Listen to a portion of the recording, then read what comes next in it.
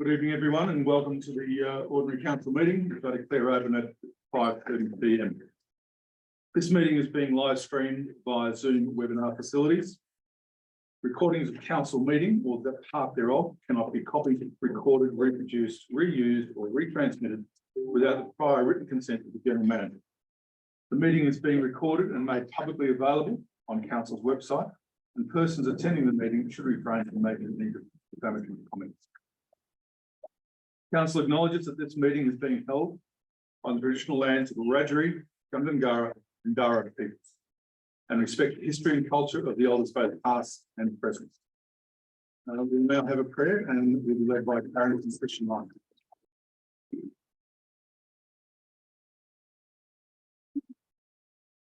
Join me in prayer. Our dear Heavenly Father, we thank you for this beautiful region, full of bounty and provision. We thank you for today's rain, feeding our dams and nourishing our soil. We are so blessed by you. We ask for wisdom and clarity for our councillors as they discuss issues and seek to make decisions which affect our community. May they make good decisions, made in unity and with our people's best interests at heart. Keep our eyes open, Lord, always to see those living among us who are in need of extra support and attention. May we extend that kindness to each other every day. And we thank you for all of these things. In Jesus' name we pray. Amen.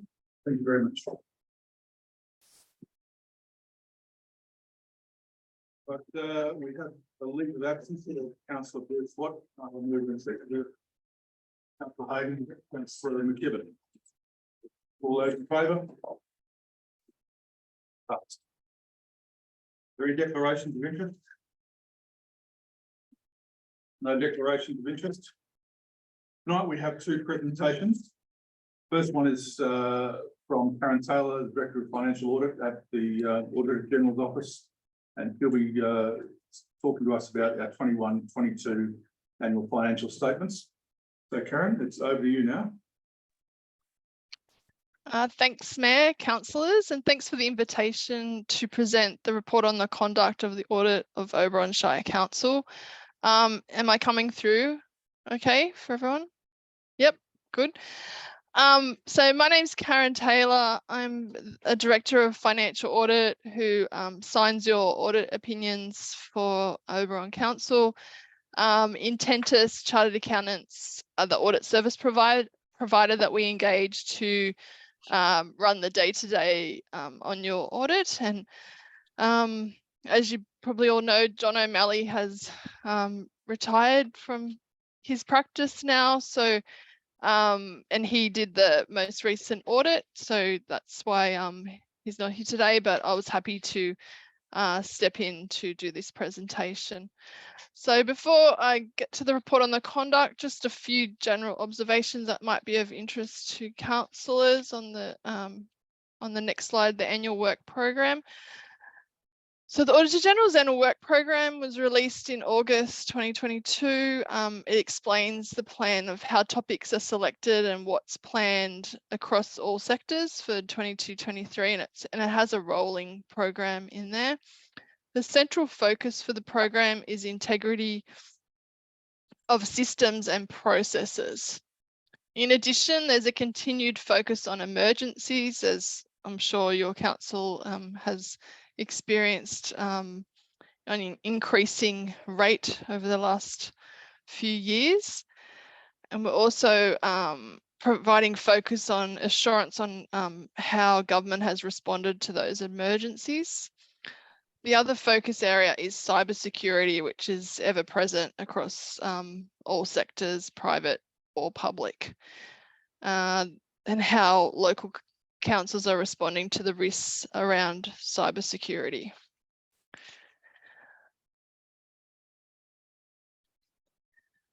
As you can see on this slide, that just summarises some of the key topics for local government that are on the annual work program. The recently tabled audits that may be of relevance is Cybersecurity New South Wales. They do have a remit to assist local government to improve cyber resilience. However, they cannot mandate action, and they don't seem to have a strategic approach in guiding their efforts in supporting local government. That was one of the findings of that report. The bushfire recovery grants, the Auditor General found that the Department of Regional New South Wales did not effectively administer the fast-tracked stream of grants for local government. And then the other recent performance audit was development applications, assessment and determination stages, which looked at Byron Shire, Northern Beaches and Hill Shire. And the findings varied across different councils. So now we can turn to the report on the conduct of the audit of your financial statements. We've completed our audit of the general and special purpose financial statements back in December, and relevant special schedules, and those reports have all been issued. There's unqualified audit opinions, which means your financial statements are true and fair in all material respects.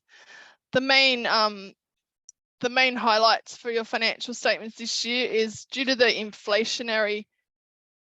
Every year you under fair value accounting for property, plant and equipment and infrastructure, you need to make sure your financial statements have recorded those balances at fair value. And when the inflation environment was low pre-COVID, those assessments didn't always result in amounts being booked to your financial statements.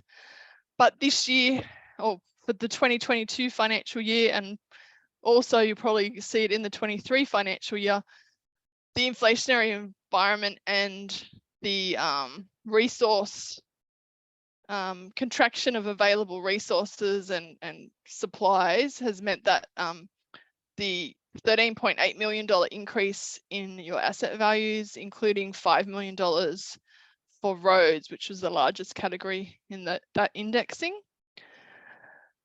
In addition to that, sewer infrastructure assets were comprehensively revalued, which had a really small marginal decrease, and the fair value of water assets increased by 1.14 million. So in the report on the conduct is also the OLG performance ratios, which are set by the Office of Local Government. Your council met 4 out of the 6 ratios, missing the operating performance ratio and the own source revenue ratio, which is quite similar to other rural councils. You did achieve the rates outstanding indicator to be below 10%, which is the benchmark for rural councils. And I have to say, I've seen a lot of rural councils, but even Sydney metropolitan councils weren't able to achieve that ratio. So you must be doing a good job in that area. So the next slide is the operating result for council. You can see that since COVID, Oberon councils, like many rural and councils, has been relying on capital grants and contributions. And so you can see there's a decline this year in the operating result before capital of 5.086 million. So without those capital grants, it's saying without those capital grants, you would have been in a loss-making position, but you were able to make a profit after capital of 5.4 million. This slide's showing the water fund, so the same operating result information, but from the water fund, showing positive results not being sustained through capital grants and contributions, demonstrating sustainability. And it has declined since 2020, so I'd say it's a good idea to have continual focus on the water fund to make sure that doesn't dip into the negative space over the next short term. With the sewer fund, which is our other fund, last year was impacted by a large grant, which was an outlier to other periods, which you can see that most of them are positive before capital, but a lot smaller impact than the water fund on your overall result. And then the general fund, that's where you can see that that's the main driver for the overall operating result, showing negative before capital. And you can see that has always, it's been fluctuating since 2020 as well, since COVID hit. These are the main things from your income statement. So your rates and annual charges had a 4.8% increase, which is mainly due to the IPART approved rate peg of 2% and increases in annual charges for water, sewer and waste management. Your grants and contributions revenue, that includes operating and capital grants, increased by 3.2 million. Mainly due to the financial assistance grant, which is comes from the Commonwealth. You received 75% of the 22-23 financial year in advance, but you obviously need to, plan out, because that's going to be for the next year's expenses. The problem is, I think the Commonwealth has flagged that they might not be doing those advance payments, and so councils might be caught out in 23 because they're not getting that advance payment next year, which they've been relying on for the last couple of years. So,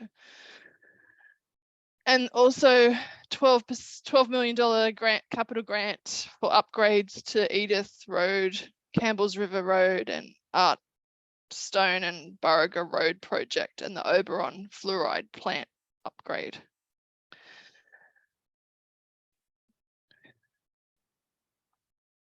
So the next part of your balance sheet is your cash. It's showing that cash and total cash and cash equivalents is quite static, like a small decrease. Out of that, there's out of the 24.3 million, there's 20.9 million, which is externally restricted. So that mainly consists of water and sewer funds and funding tied by external agreements and legislation, developer contributions, and domestic waste management. So there's still internal restrictions or internal allocations. Council can make decisions about that money, but the external restrictions need to be only spent on specific purposes. So your infrastructure, property, plant and equipment, 8.8 million of assets was renewed, which is similar to $8 million last year. I think we already discussed the main road projects that were renewed, but you also included the Oberon pool facilities renewal. There was also $3.4 million in new assets, which is an increase, $800,000 increase from last year. Okay, so I'll take this time to thank the finance team for being professional and cooperating with the conduct of the audit. I know over the last few years, Oberon has had some stressor points with being able to retain resourcing in finance, but now Zoe's been there a while now, so that's good. And they've worked productively with the audit team to achieve the timetable. And overall, council's performance was fairly consistent or has slightly improved from last year in the 6 audited ratios, as in the report on the conduct, except for the operating performance and the own source revenue, which is declined further from last year and remained below the benchmark.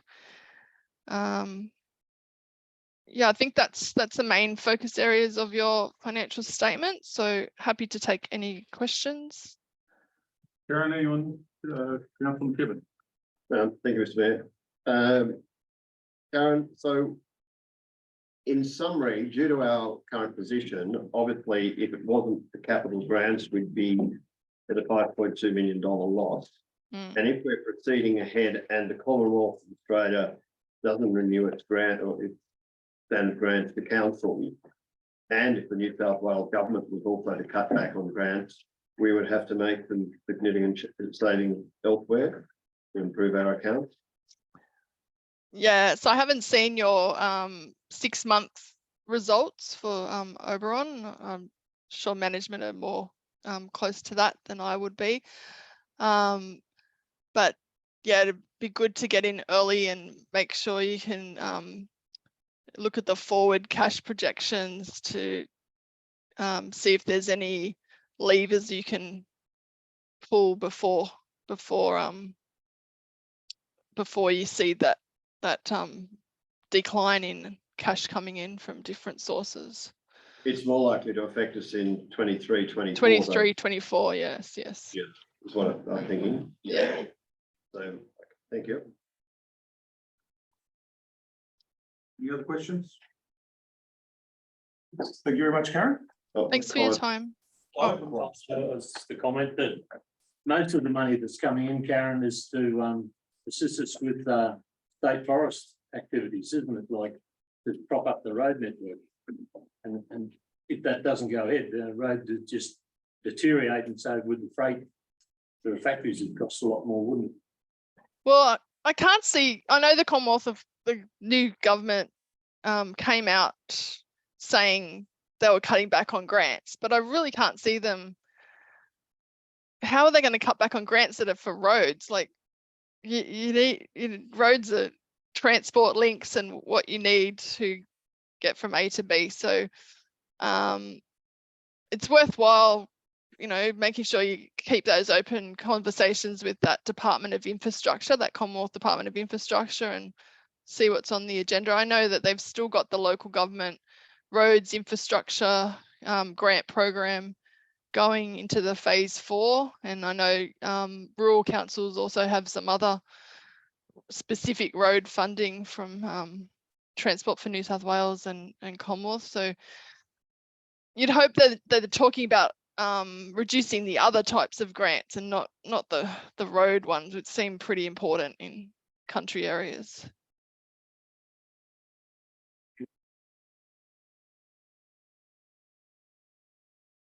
No one else? Thank you very much, Karen. Look forward to seeing you or your replacement next year. Thank you. Yes, thanks. Switch to- Bye. Well, we're married.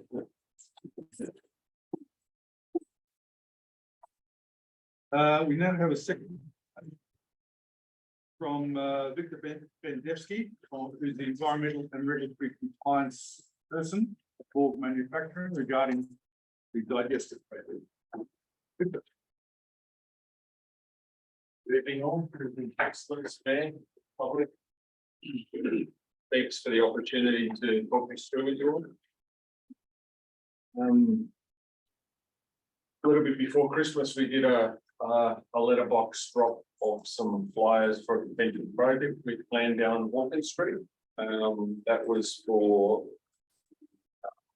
construction and operation of a biodigester. That raised a few questions from the public, so it was recommended and requested, and it's probably a good idea that we go through and talk it through a little bit further in detail with the council members, the public. So here we are today. So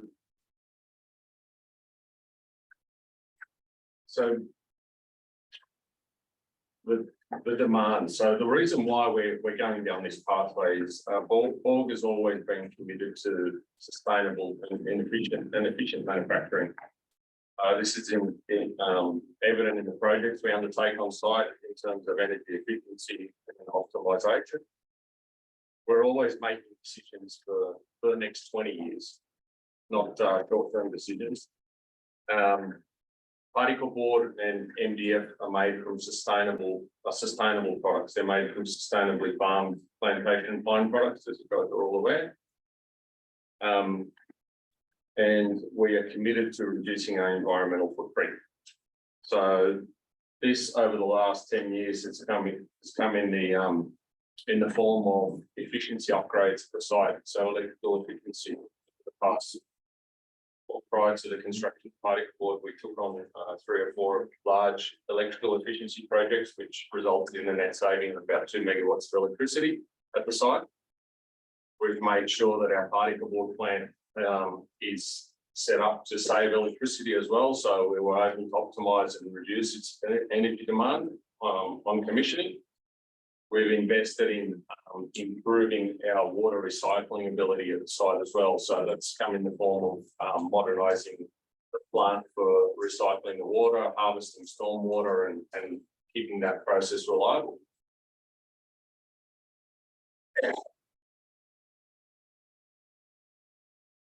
And we've undertaken some projects around the site which better utilise the thermal energy we produce. So there's a lot of energy required to make reconstituted board products, and that comes in the form of steam, hot gas, or hot air to dry all the material that we bring to site, and steam. So we actually need to take this by the horns and actually try and reduce our carbon footprint and take control of the energy that we need. So when we look at the history of August have always recycled and repurposed materials as they could. This is evident in our other facilities in Summersby, but also here in Oberon. And predominantly has included materials from our construction. So we've constructed buildings, we've recycled metal. If we've fabricated materials, when we've recycled the metal, we've taken our concrete products and actually recycled them and turned them into materials that we could use for afterwards. And the particle board project that was commissioned in 2019 at the facility drove the requirement to recycle wood materials. So that was envisaged from the outset. One thing we did learn from that process is that we actually needed someone to focus on that process, and it's the company Redirect, which is a full-grown company, and its focus is on finding materials that can be recycled, redirecting into a new use. So that's the company that will operate the digester. So a little bit more about energy at the site. If you look at the slide here, we've got renewable and sustainable plantation pine products that are made at the site. They capture carbon, they sequester carbon. We take wood waste now from the Greater Sydney region, and we backload it on our trucks to come back to the production facility. So we send out our finished board materials, and we backload the wood required to be collected and recycled. But we've got a fair bit of work to do in the process of getting some control back on our fossil fuel powered electricity and our natural gas consumption at the site. So there's a lot of energy that goes into manufacturing reconstituted board, and we're trying to sort of curb the cost curve a little bit, because in late 2022 there was a lot of talk in the media about energy costs and coal-fired power stations shutting down, and not everyone's exposed to it, but we are, and power went from increased at 5-fold for the facility. So for a period of 6 to 9 months, our natural gas and power bill was 5 times higher than it normally is. So we can't sustain that long term, so we need to have ability to offset that. So what we've done in the last little while is we've installed a rooftop solar system. That's a capacity of 10 megawatts. It's the largest Australian rooftop solar system. There's a new one coming online, which is going to be almost twice the size, but at the moment it's still the largest. It supplies up to 30% of the site and electrical requirement. Just to give you an idea, the site consumes 20 to 25 megawatts. So, and that's consistently generally day and night. So we have another large energy consumer, which is natural gas. Natural gas is used in the thermal plants on site, and it's normally topping up on controlling the actual furnaces so we can actually regulate them appropriately. It's a fairly large number in that space as well, so about 480,000 gigajoules a year. People know what gas is. We're hoping that the biodigestible supply will be able to, if the project gets across the line, 20 to 25% of that requirement. So about 100,000 gigajoules we're expecting. Ultimately, we're going to have to get a little bit more creative and try and work out if we can make further electricity at the site on the back end of our furnaces. So that's something we want to do down the track.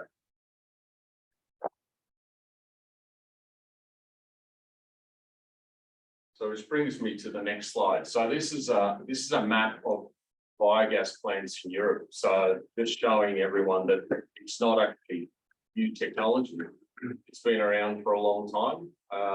It dates back about 100 years and has largely taken off for the last 40 years because people have realised their benefits. So biogas plants can be run on different food materials, all different materials, all of which need to contain carbon. This may come in the form of organic food waste, liquid food waste, animal manure waste, and slaughterhouse waste.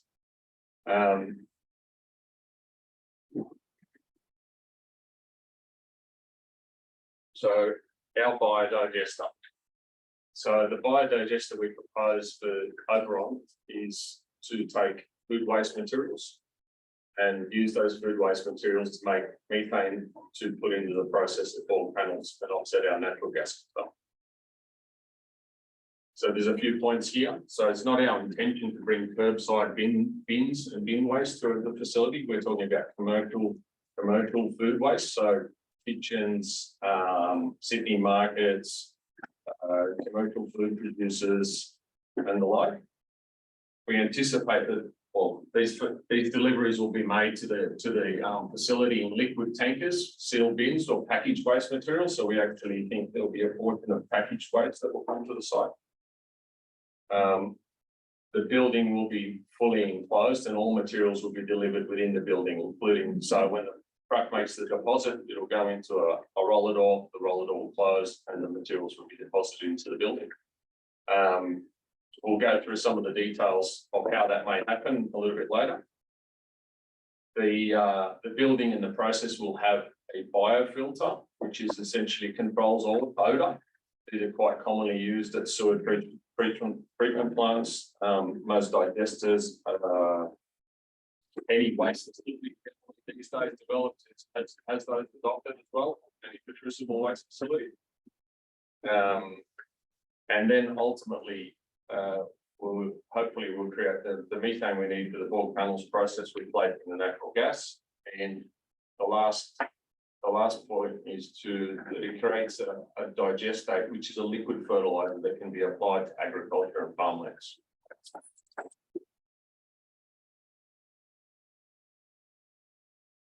So commercial food wastes from regional and city centres will include the materials we've listed. So fruit and vegetables, we hope to get some of the Sydney markets material. We hope to get materials from the food preparation facilities in Bathurst, in the greater Sydney area. These are all materials that we can put through the process. Liquid food waste involves sugary water mixes, byproducts from beer manufacturing. There's a batch of beer that's gone bad. There's a sugar component, a carbohydrate component that can be put through it. Soft drinks that have gone out of specification. There's always orange juice as parts of due date. There's always a need for an outlet for those materials. Currently, a lot of this material just goes to landfill. We're talking about taking some of the organic component of the Borg panels industrial liquid waste and grease trap waste that we collect in Kelso in Bathurst to add to this.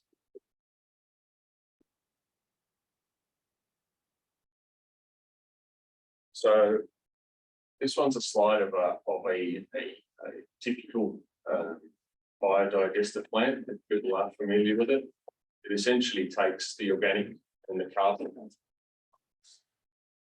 mixes them up and turns them into a slurry or organic soup, as it's called. That soup is then added to the digester tanks where the anaerobic digestion begins, which basically means that it's broken down in the absence of oxygen. So the odorous component is much lower. And then once it reaches a suitable endpoint, it's transferred to another tank, which is called the secondary digester, and that's where the gas capture happens. So the dome on the top of the tank is essentially the gas that's stored in it, that's being taken off into its end use. In our situation, we're going to use the gas to heat the plant and provide any thermal energy to the plant. But we could pump it into the grid if there was a need for it. It would require some additional infrastructure to actually bring it to a specification suitable to put into the national grid, essentially delivering green gas into the grid. We could create electricity from it, but our focus at the moment is to offset our natural gas use. Once again, you get the green fertilizer.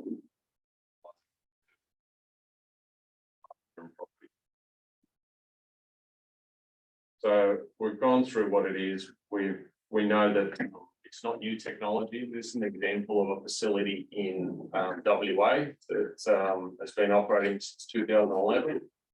It operates in suburbia as well, not surrounded by it, but you can see there's housing around it, rural lifestyle blocks and general domestic housing in close proximity to it. Within 400 to 500 meters, I think that facility is to the housing. They were recently put, ABC did a brief on it, so I'd like to play that to you guys. And please, you know what?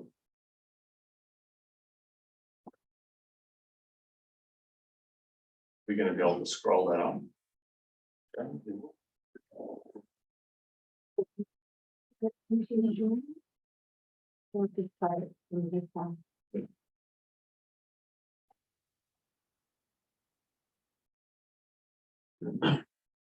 Not, I can do it, yeah.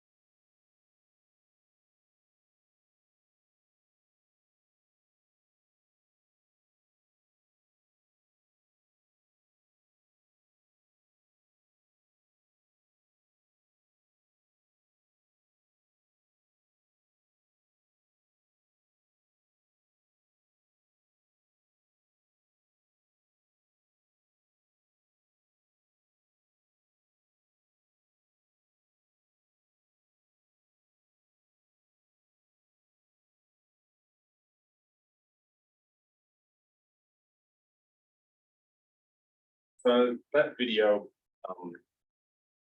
is a good example of an operating biodigester. We've been to visit that and we kind of, probably not do some of those things the same way. So it's not exactly what we're proposing. We'll go through what we're proposing a little bit more down the back end. We think there's some benefits from what we're gonna try and do. So just hang with us for a few minutes and we'll get to that. So as we talked about, facilities are being built all over the world. This is a new facility that recently got completed by our preferred technology supplier, AAT. And then we have another small video on another biodigester operating in amongst the farm area, but also close to residents as well. These guys are taking a waste material from the towns or surrounding them, also from the city of Zurich in Switzerland. And I'm hoping it's going to work on mine.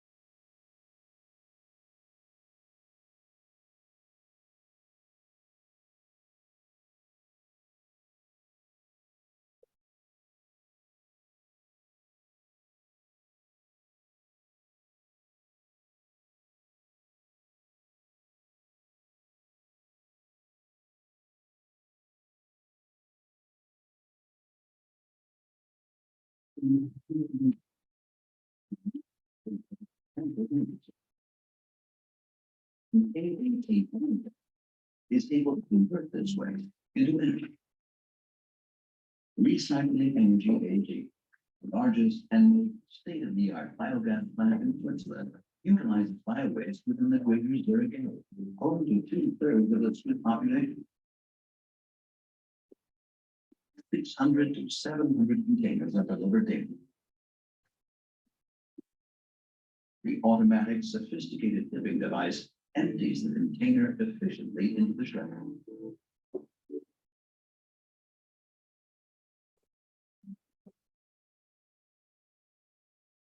the same time, the conveyor belt washing system cleans the container with subsequent disinfection treatment using recycled water from the internal circuit.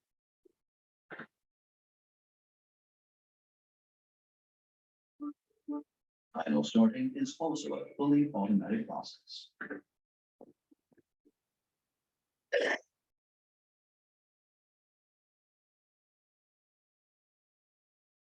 Tons of expired food, fruit, and vegetables from supermarkets are transported to the plant in press containers every day.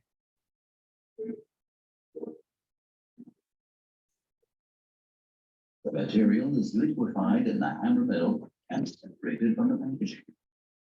Residual plastic is used as alternative fuel in a cement plant. The material is channeled in a heat exchanger for isolation and heated by means of waste heat. The core of the plant is made up of 2 fermenters, each comprising a volume of 2,000 cubic meters. The tanks are sealed gas tight and feature several agitators for homogenization. Microorganisms are cultivated in optimum conditions. The added biomass is degraded in an anaerobic process and produces precious biogas.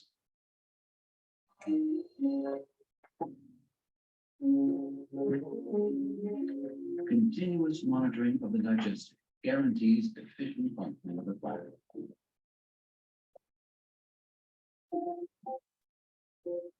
All pumps, pipes, valves, and electrical cables are well arranged in the pump room for easy and safe access if any maintenance need be done.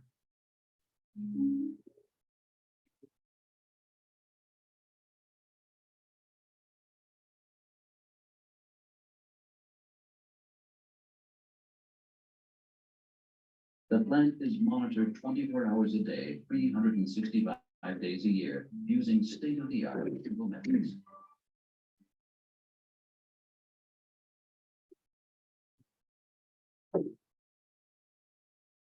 Optimum conditions ensure utmost efficiency of the plant, thus guaranteeing maximum energy production. Two performance motors convert an astounding 17,800 cubic meters of biogas into electricity and local heating daily.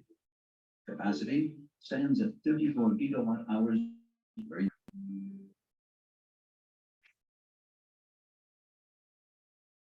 Waste heat recovered from the cogenerator supplants 300,000 liters of fuel oil to in a nearby care home accommodating 550 residents.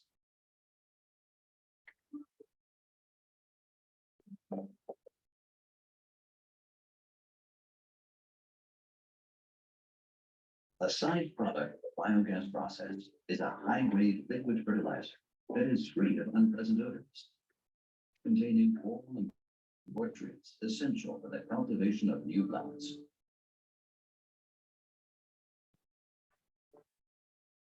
Any CO2 released during the conversion of biogas into electrical energy is reconverted back into oxygen by way of healthy plant growth.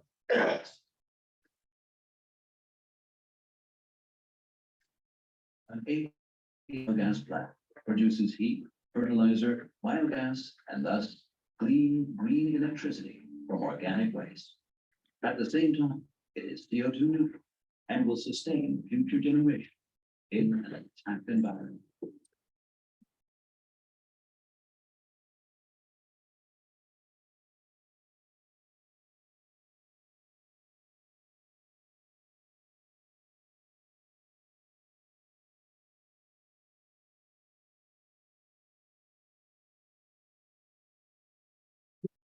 Couple more. So I guess, is there any questions up until this point? Yes, Now I've got a couple of questions. yeah, Just one. I'll have some time at the end as well if you want That is the end. to. Yeah. Leave them all there. Leave them all to the end? Yes. Okay. So there's no- I'll run through this. So this sort of activity is supported by the government. The government has got their New South Wales Waste and Sustainable Material Strategy. There's mandates for organic waste recycling that are coming. And the key corporate players are already adopting those by saying they convert organic material from landfill into recycling processes. And currently that's limited to food composting and just or animal fodder, which Sydney Markets is doing quite well. So our current development application or current development plan looks something like what's on the screen. We've changed a little bit from our original concepts, adopting a multi-level approach. So we'd like to use Endeavour Street for the trucks to drive in, and then inside the building we'll have a stepped elevator where the trucks can back up and drop material directly in holes. So it's not actually put on the floor and pushed around and have a chance to create odor or any other issues. We'll only utilize a floor spread scenario if we think there's a contamination. And obviously the depackaging. So just a couple more slides. So that's kind of what we're talking about in terms of taking a material into a sealed hopper. So these hoppers have the lid closed under normal operation. The truck goes up, the lid retracts, and the truck is able to deposit all the material inside the hopper.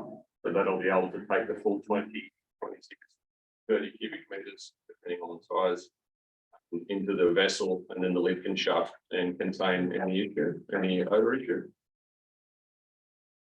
We saw some of this gear. This is some more hopper ranges and screws to actually feed the pulverizing process, the hammer mill process.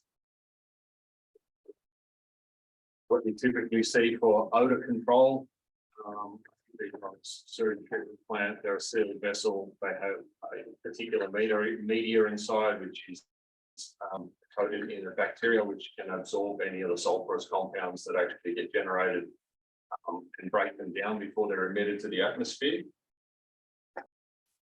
And we have this style of filter, which is an open top odor filter, utilizing bark or wood mass, say, environment for the bacteria to thrive, and that bacteria degrades any of the odors. We have the digestate, which we've seen on there's numerous videos that can be applied to farmlands, forestry, farmers. We have the last slide, which is some of the benefits that we see to the local Oberon community. So digestate availability to the local farmers, food and organics materials collection and disposal purpose, and the ongoing operation and stable operations of the facility, the core panels facility, and then regional employment opportunities. If anybody's interested, they can go to any of these websites and have a look at some of the data underpinning what I put forward today. And that brings me to a close. And questions? Thanks.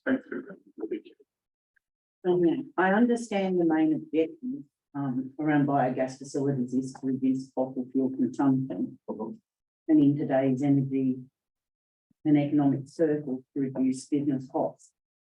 It seems we haven't pushed towards renewables right across New South Wales at the minute.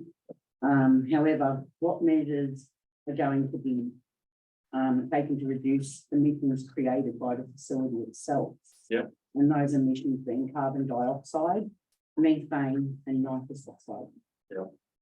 From this facility, That will, the digester we're talking about? Yeah, okay. from your the whole biodigester Yeah. biogas Yeah, facility. okay. So, carbon dioxide, as we talked about, is emitted. We're actually exploring avenues to actually capture that and utilize that in process for something else. Our technology provider, AA, is doing that in Switzerland, where they're capturing the CO2 and reusing it. The methane is captured entirely because that's what we want.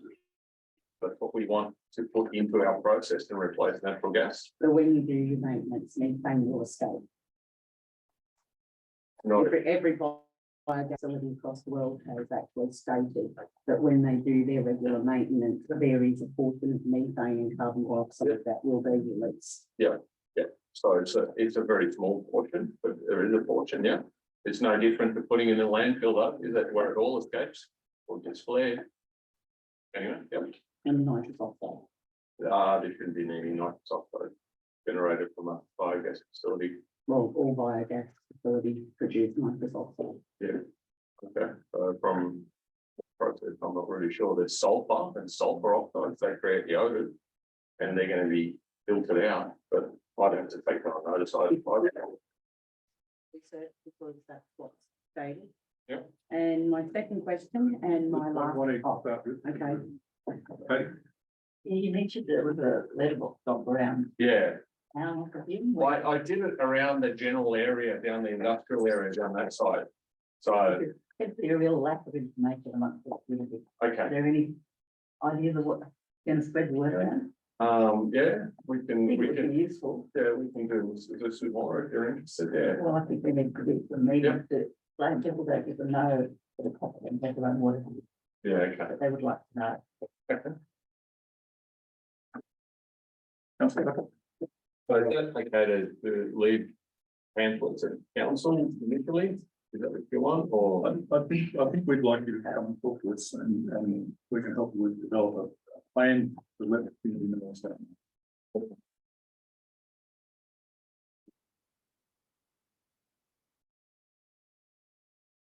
Had a bit of experience with these sort of projects in the last year or so, and the community consultation in those projects has been very good. We'd like to make sure that the one community consultation, this one is really good.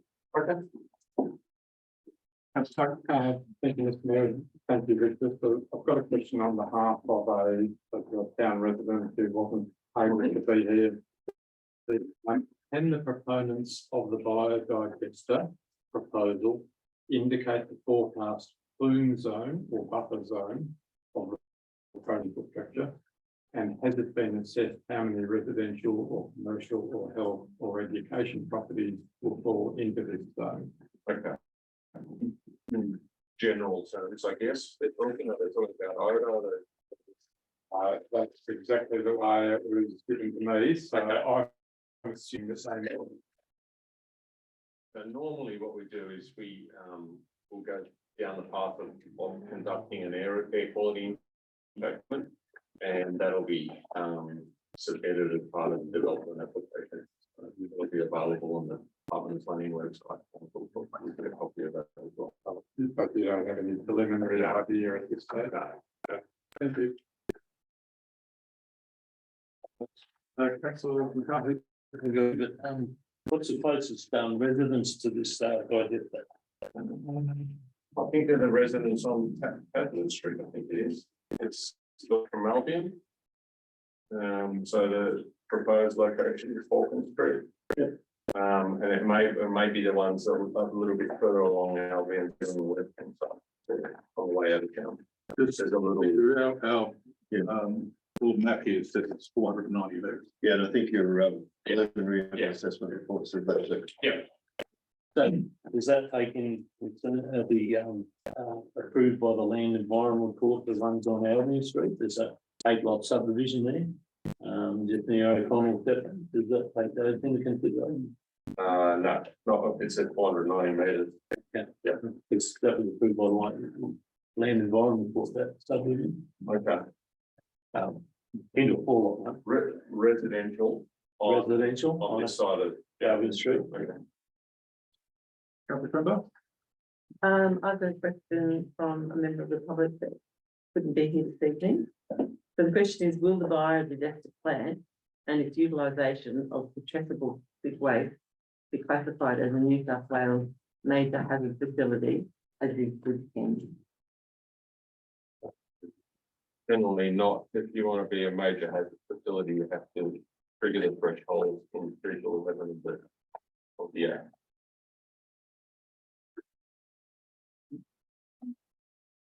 There'll be more questions from. Yeah, That's a good. Yeah. Thank you for that, and we'll cover that. I'm sure there'll be opportunities to ask more questions. Yep. Councillor Tiffin? Thank you, Mr. Mayor. Philosophically, obviously, I think, it's a great concept, but I note, and I have been, purchaser of Better Grow in the past, I think from Lerroy, so I display that. But I note that, and I think it's the digestate which comes out at the end. Yep. Because you use industrial waste and because you're using grease trap waste, there is always can be contaminants such as heavy metals and other things. Yep. So will this process absolutely extract those? So that, and what happens with those when you do extract them? Before they go to the fertilizer. Yeah, so we do grease trap materials now at Kelso. I haven't looked at the data in detail about heavy metal contamination, but I don't think it's permissible for land injection. No, it is. No. Grease trap waste, the liquid component. Yeah. In terms of heavy metal contamination in those materials, we would apply to the EPA to get an approval to put the digestate and apply that to land. There's no real framework for us to sort of follow at the moment. So as part of this process, we'll be going to talk to the EPA and actually we're seeking resource recovery orders and exemptions, which allows the application to land. ANL and others test for it. Yeah. Every load to ensure that there is no heavy metal contamination that will go on farm. Yeah. And Yeah. certain EPA levels, and I understand it, because there have been cases where, sorry, there's a question, but there have been instances where farmers have become contaminated with heavy metal. Okay. So I just because that would be, that I'm assuming, hopefully, would be accepted in the digestate process. And then will be taken to landfill. Yeah, okay. It normally wouldn't come out in the methane. It will be in the digestate.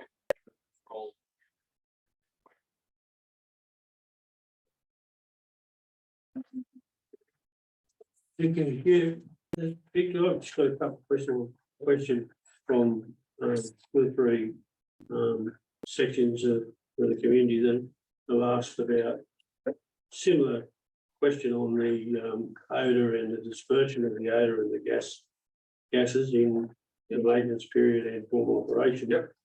In regards to whether they'll be doing well, I've asked the question. Online monitoring in areas like the mini hockey fields, the school, and a couple of the areas over there that have got outside people working outside in the dam and gravel yard and some of those areas. That just raised the question of how big a dispersion that vapor cloud, or for want of a better word, will be. And I know it's a similar question that what's already been asked, but Yeah, okay. the question is more around online monitoring of it, so that it can be picked up in real time if it is an incident. Yep. And Okay. then I guess it's probably a bit early to go into how we're going to overcome that, but Yeah. covered building, whatever. But Yeah. that's generally the question. So that's generally the job of the odor filter that we talked about. Yep. It can come in multiple forms. Whether or not we can have an online monitoring code for that, I'm not really sure if there's one available for odor. But the design would be to actually not allow odor to escape to that distance. Yes. Yeah, they'll be, when the dispersion modeling is done, they'll identify the sensitive receivers, now including that 8-lot subdivision, if it's not already identified by the chiller consultant. They will ensure that those odor units, they call them odor units, are not exceeding any thresholds that those sensitive receivers. So we will have to implement more and more controls to actually achieve an outcome at those receivers. But I feel like a particular positive, I guess. yeah, Anymore. Yeah. That's it, point, yeah. yeah, okay. Good reason. Thank you. No worries.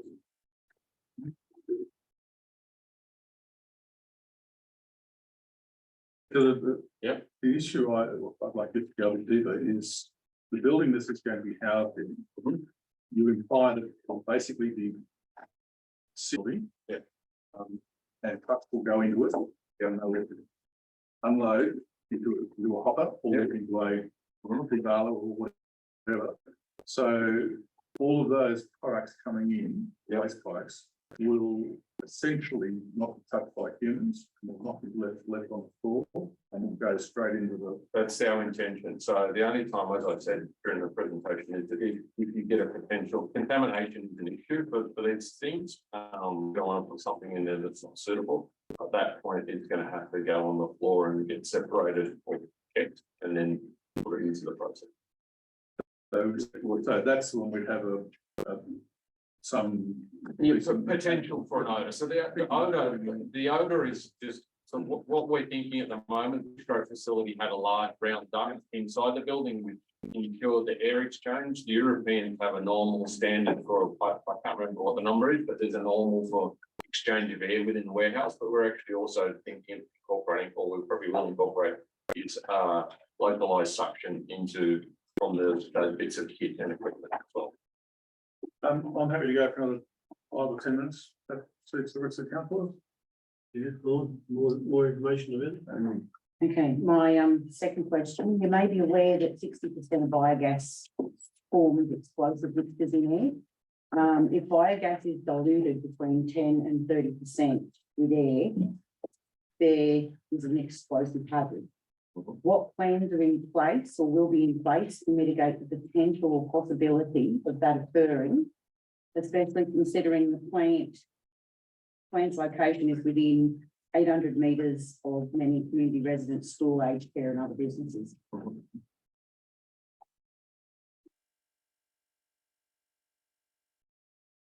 I would have to defer on that one. So but lower explosive limits are generally monitored through all our plants that has the potential to generate that.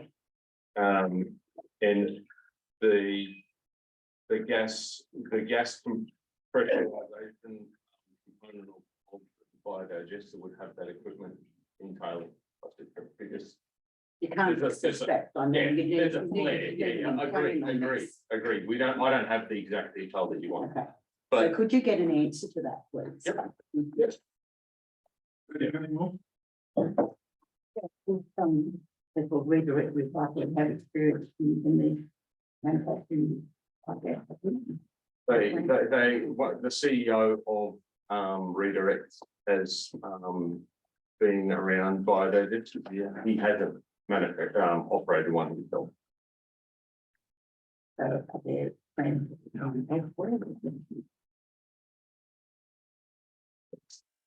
And would like to start, yeah. That's other question. Travis? A large amount of mine have been, the questions have been fixed with the thing being in the shed. But if there was a problem with the digester and it didn't perform how it's supposed to, would you be prepared to enter into a buyback program from the residents that are affected by any gas leakage? In other words, there's people towards the east down towards the motel and on the other side that everything's fine, like when it's happened, but if these gases do escape and people can't live in their own house, Yeah. that's their super, that's their all life put into one. And they, this thing's been dumped on them, like, don't get me wrong.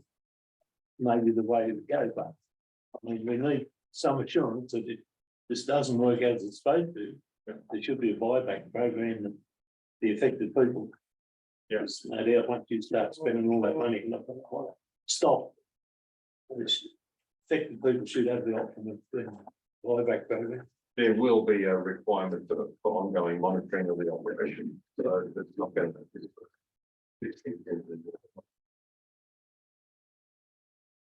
The monitor, it's a third party, so see that being any different in this scenario.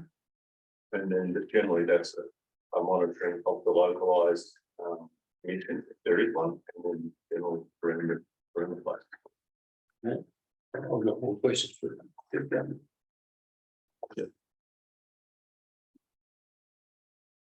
I think mine, probably, it goes back to communication. Yep. Because I found various projects currently in our LGA and bordering LGA, that the community engagements that are set out in these guidelines, they're not paid attention to, they're given lip service. Yep. They're not robust, and I think from all the questions that you're starting to hear around here, there are many people in the community that have bigger questions or very specific questions that they need to have answered. And it all relates to the context of where it is. Yep. The site and the surrounds, scale and the nature of the project, and the impact and level of interest in the project. And that's what these guidelines set out, that you really have to, a lead box doesn't, cut it. Just a couple of straight, has to be a much bigger, broader engagement strategy. So I think I'd like to put a notice that we would like to see what that engagement strategy would be. So we make sure that the whole community is really very much aware of this project. And there can be some great benefits from it, but we need to get in early and educate them early. Bits of information filter out, it may not be correct.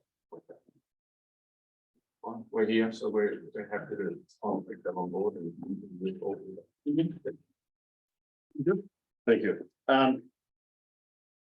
Look, before I ask my question, I confirm what Lauren said. I mean, a number of us went on trying to find out what you're presenting on tonight and found this online. August 2021, which obviously needs updating because there is some information, but at least that is a fairly detailed document that at least gives you some insight into it. I'm not sure that the local residents around had that available or were given that. I don't know. that's available, yeah, and Were they directed to it? the letterbox drop is directly to those, to that planning portal and also to myself. To request that information if they want it. But that wasn't far enough, but yeah, we can engage further. But it certainly doesn't, well, I don't think it refers to the rich grow process or the switching. No, but they're just examples of how this process is going forward around the world, so. I mean, in Australia, I guess. So in relation to traffic movements, I think it says 10 heavy trucks accessing and egressing per day. I would have thought probably more than that, but because there'd be trucks with the biofertilizer. Yep. Fertilizer also egressing the factory as well. Yep. So I think that people actually need to know about the traffic movements. Obviously, there is concern that the current main route to Sydney, where some of your waste will be coming up, is half closed at Hampton still. And I don't think there's yet been a plan to Plan, but there's no. implementation plan, let's say. Yeah. I don't get plan, but no implementation date. So I don't know if this, how, the traffic movements are already quite constrained on the roads, obviously. We all support business in Oberon, but just how Hall's going to handle that.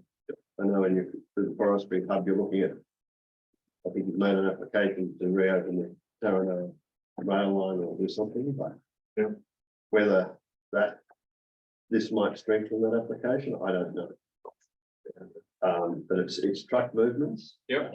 But down through Hampton and back and forth on the O'Connell Road, I'm assuming probably to further to Orange. Yeah. And other centres probably, I don't know whether you're considering Blaney or wherever. I think most of the questions I had have been be well covered.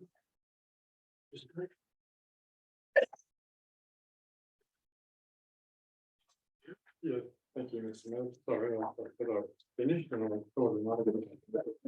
That's good. Is a plant of this type capable of processing food? I know Sydney Water operates similar types of plant. In parts of their interpretive route to. Whether the same as what we're proposing. Don't know. You want me to get back to? Well, might be worth looking into. Do you think, Mr. Mayor? I think this, I'm sure that being. you're thinking we're not- Would not be. Yeah, it's not our intention, but yeah. Within the agreement, I would Yeah. say, the EPA license. Yeah, we would have to request specifically for that material, the same with manure or that. Given what the project we're about to embark on, just might be worth at least asking a question. I mean, you've been local. Yeah. And it is used in the area, there is recycling. For fertilizer. All right, Victor, thank you for your time. But we will need to have a little chat. In the next little while about putting together a program for community consultation. And better that program is. The outcomes for everyone. Okay. All right, so thank you for your time. Just one thing that concerns us at the moment, Mr. Mayor, at the moment, as you probably know, there's a pungent smell coming from the north end of the factory at the moment. I'm told it's a water treatment plant.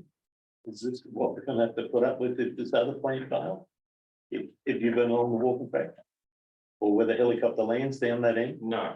Well, apparently there's a bad smell coming there, been coming there for over a fortnight. But, we need to be good citizens and. Yep. I'll look at it tomorrow. I'm told that's what it is, but. Thank you.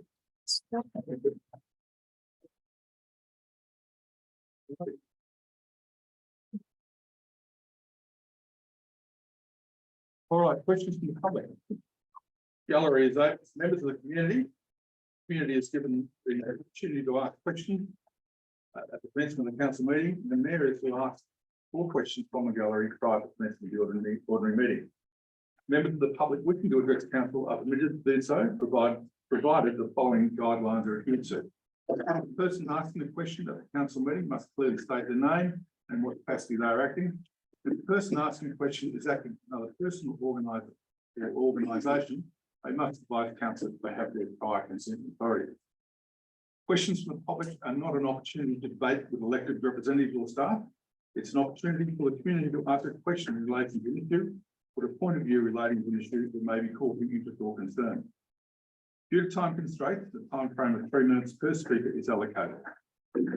All questions and comments must be directed through the mayor.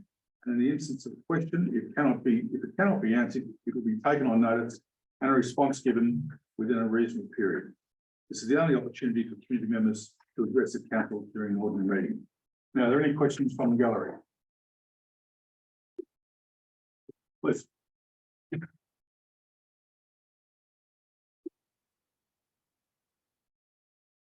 Good evening, Mr. Mayor, councillors. My name is Frank Bartola, North Marlin, and we've lived in Oberon for just about 18 months. Firstly, I would like to say a heartfelt thank you to Oberon Council for all your hard work and support of the community. We really enjoyed our time thus far in Oberon and I look forward to a long future with you. We've come this evening to raise our concerns and that of the local community, which we know the council is well aware of the Oberon pool management and operations, which simply put is being mismanaged quite a while. And we really do not have their heart into managing and running the pool. And this just cannot continue at the expense of the council and all the Oberon community. When the Y started its management of the pool, the Y New South Wales CEO, Susanna Lebron, said that the organisation is thrilled to be working with the council to better the health and well-being of another regional community. It's just happening, really. A huge investment by the Australian government, New South Wales, and Oberon Council, was made some years back to provide the community with a really great facility. But unfortunately, the facility, which belongs to council and to the Oberon community, not to the YMCA, is not fulfilling the community's needs due to the ongoing poor opening hours and really lack of interest from YMCA and lack of consultation in advancing the sport and the facility in our community. Really, I believe it's time we move beyond the excuses.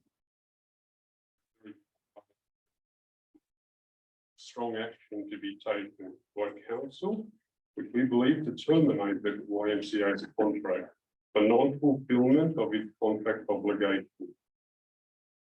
And we suggest for council to manage and operate the Oberon pool with community involvement for the greater good of the community, especially those who so much rely on the pool for therapeutic reasons, fitness, learn to swim, or simply for fun. And to this end, surely the world-class facility we have can be opened all year round to maximise its potential and benefit for all of the community, not just the short season we currently have. We just don't open our road, for example, for good weather, and the pool shouldn't really be any different. Those that use the pool for health-related issues, therapeutic reasons, fitness, etc., should have the ability to use our pool anytime throughout the year. That is how we improve the health and well-being of our community. My wife and I have spoken to many in the community. That's 3 minutes 20. Just finishing off. And we have to say that it seems in general it's be a spirit of hopelessness that nothing will change and things won't get better. And it's really disheartening. And the time is now to stop the rot and renew the community's confidence in the great facility that we have, that we own, and to truly better the health and well-being of our regional community. So we entrust to council to address this matter raised at the earliest and involve the community in the process. Thank you.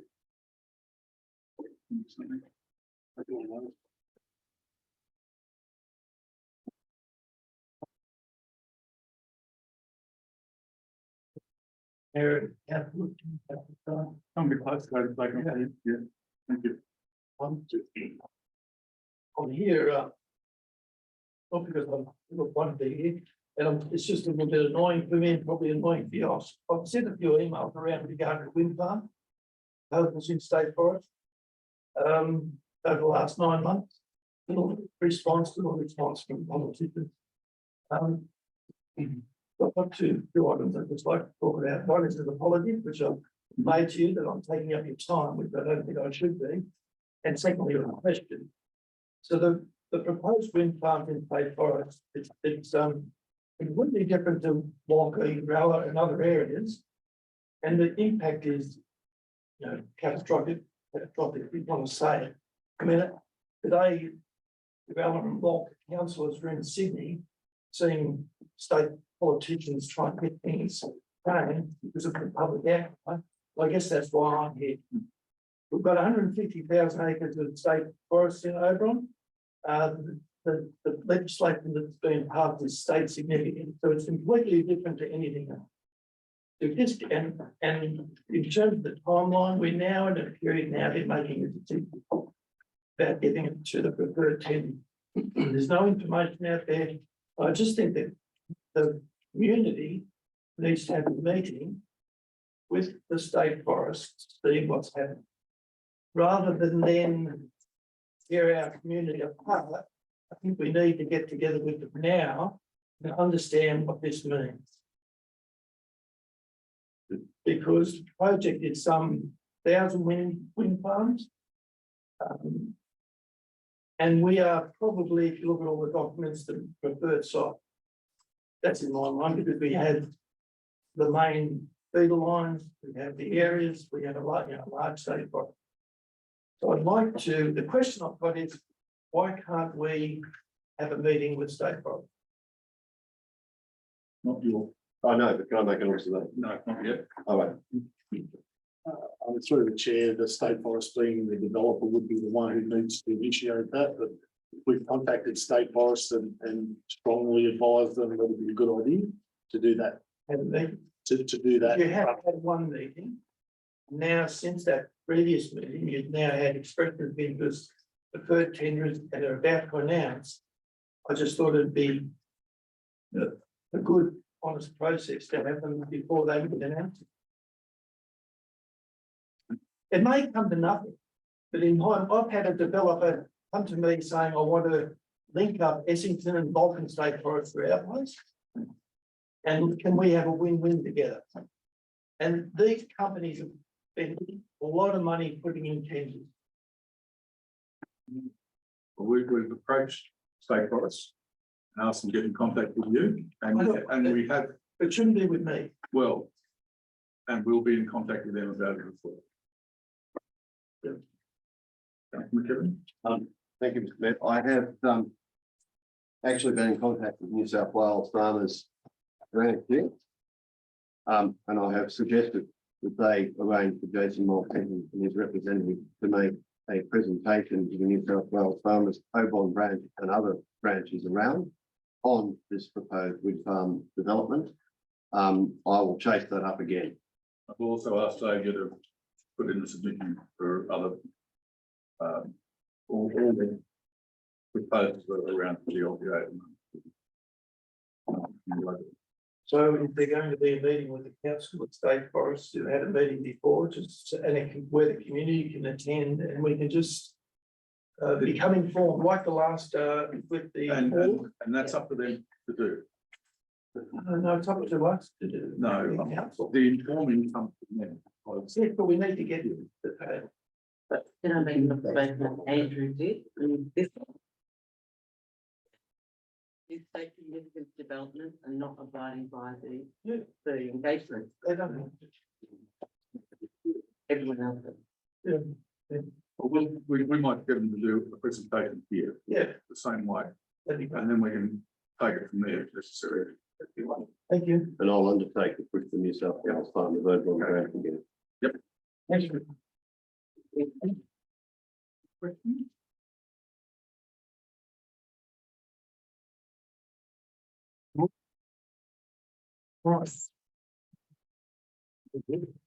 Move on to item 8, confirmation of minutes. Move and second, Councillor Hayden, Councillor McKibben.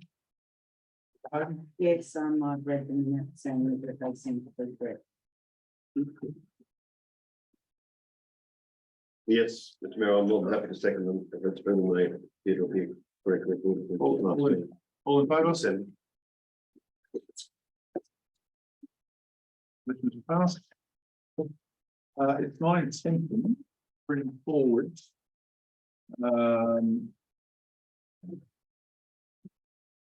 By 14.9, QBRS, to bring it forward to after item 9.2. So, I'll move in a second to that, please. Councillor Hayden, Councillor McKibben, all in favour?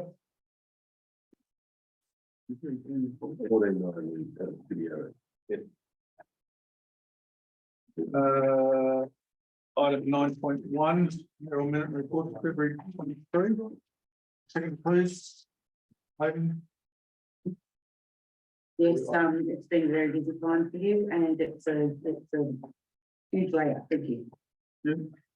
Any comments, questions? Okay, all those in favour? Motion is passed. With the second mayoral minute, item 9.2. And this relates to some out of session grants that we made. The recommendation to council endorse the use of $5,000 from the unallocated donations funds made during the time between available council meetings relating to urgent matters as follows. Number 1 is contribution to the 2023 Oberon Show of $1,500 for the Oberon Show Society, $1,500 for the Oberon Showgirl event, and the Oberon Show Ladies Auxiliary $1,500 as well, and the Bathurst Harness Racing Oberon Community Night $500. So second one. These requests came in mid-January. The ones for the Show Society were because they just hadn't put them in, and they suddenly realised they needed the money to make things happen with the show. And they're consistent with the sums from the previous financial year for the Show Society. The Bathurst Harness Racing, that was an administrative error within our processes. They actually sent in a request for $600, and we found they sent us a copy of it, and we eventually found it in our administrative system, and we gave them that to Yes, Mr. Mayor, I'm happy to also second and endorse that. I can understand the lateness in some and coming close in January when we hadn't had a meeting. And it's all fine, and I did notice the note where there'll be more punctuality in regards to a couple of those. Thank you. Any other comments or contributions? Motion, all in favour? Thank you. Unanimous, motion is passed. Page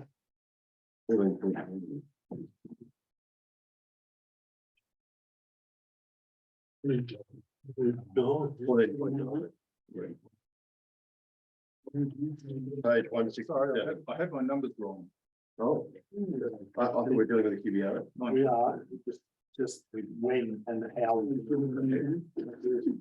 Not 9.2, it's Forward, 31. It's after borrow. Sorry, I had that in 13.1. All right, no, we'll just keep going up there. You happy with that? Yes. Have a page number. We'll go with item 11. Macquarie County Council meeting on the 16th of December. Recommendation for council receive and no delegate report for the Upper Macquarie County Council meeting held on the 16th of December. Councillor McKibben. Councillor Hayden, Councillor McKibben. Thank you, Mr. Mayor. I think the report speaks for itself. Noting this, we've had a second successful prosecution, several of them in play at the moment, which is unfortunate, but when we've got no other way of making people comply, it's where we're forced to go. Thank you. That's good because the other areas I've been becoming acquainted with in the last little while of their county council not doing near as good a job. Well, we've still got a lot of roads that are full of weeds. We're fighting a battle as the general manager would be aware. Weeds coming up as you look the other way. Yes, Ms Mayor, thank you. I'm happy to second the report. Thank you, Councillor McKibben, for a wonderful report. Anyone else, any comments? Put the motion, all in favour? Motion is passed unanimously. Pine Hill Community Consulting Committee meeting. Council received a note reported item 11.2. Councillor McCarthy, Councillor Hayden, Councillor McCarthy. Report speaks for itself. Thank you. Councillor Hayden. Yes, thank you. Very easy word. Happy to second. Anyone else? Put the motion, all in favour? Motion is passed. 11.3, the Kipling Bushfire Management Committee and the recommendations of council receive and note the report item 11.3. Councillor McKibben, Councillor Hayden, Councillor McKibben. No, the report speaks for itself. Brief and to the point. Thank you, Councillor McCarthy. Yes, happy to second. Very brief and focused. Thank you. Motion, all those in favour? Committee report, the Audit Risk and Improvement Committee meeting on December the 8th, 2022. The recommendation is that council receive and note the minutes of the Audit Risk and Improvement Committee held on the 8th of December 2022. 2, the council endorsed Mr. Ron Gillard as an independent member to the ARIC for the remaining council term. And 3, council proceed with an open request for independent membership for the remaining independent member. Move to second, please. Councillor McKibben, Councillor Hayden, Councillor McKibben. Thank you, Mr. Mayor. I'm assuming it's normal that we approve these minutes before these minutes get approved by the audit committee itself. I'm just asking a question. Normally they would be approved by the audit committee, then they would come to us for approval because I'm just asking a question. I know I've moved to asking a matter of clarification. As it was my first reasonable clarifications. Do you have any problem with it?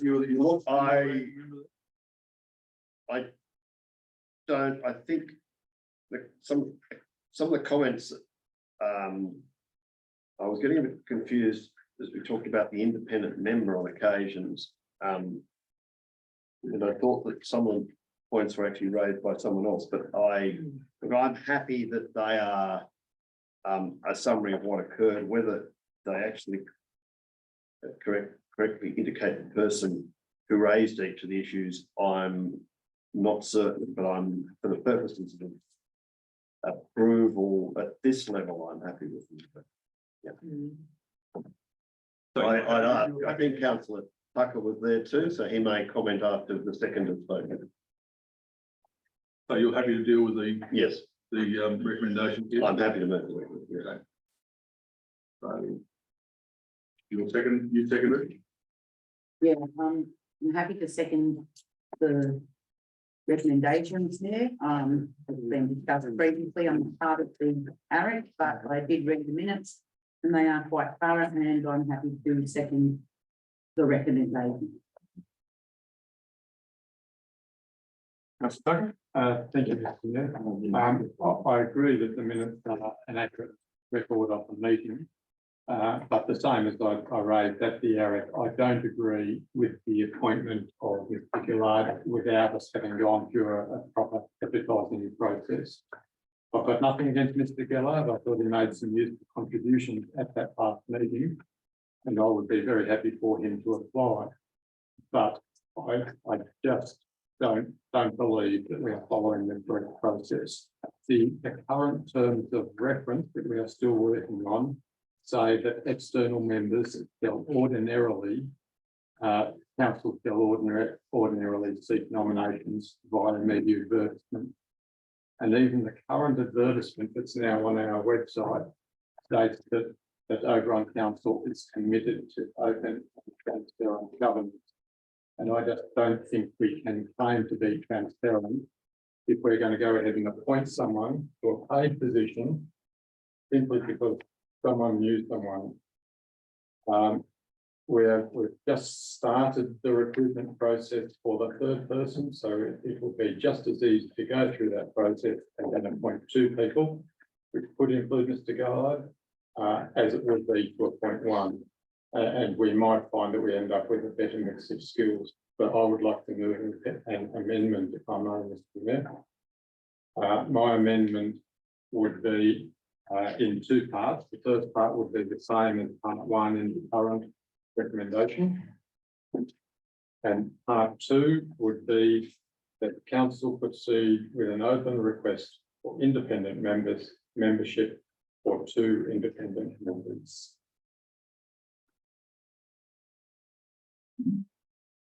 Can you bring it up, please, Karen?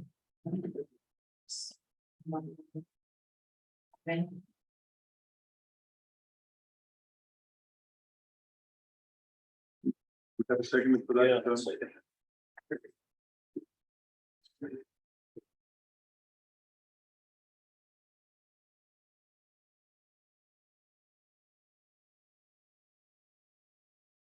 No, you can pay your second appointed. Yes. Number 2 is that council, it's starts with a similar wording to number 3. So council proceed with an open request for independent membership for 2 independent members. So it's just going to, instead of saying for the remaining independent member, we go through that same process for 2 independent members. So you're not nominating the term, like how, for how long? Well, that's a good point. Let's say for the remaining council term.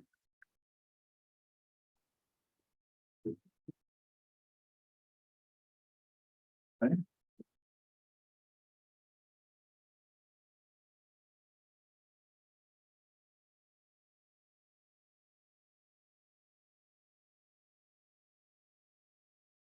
Yeah, we do need some clarification. Yeah, The minutes indicate that it was moved and seconded and agreed to at the area.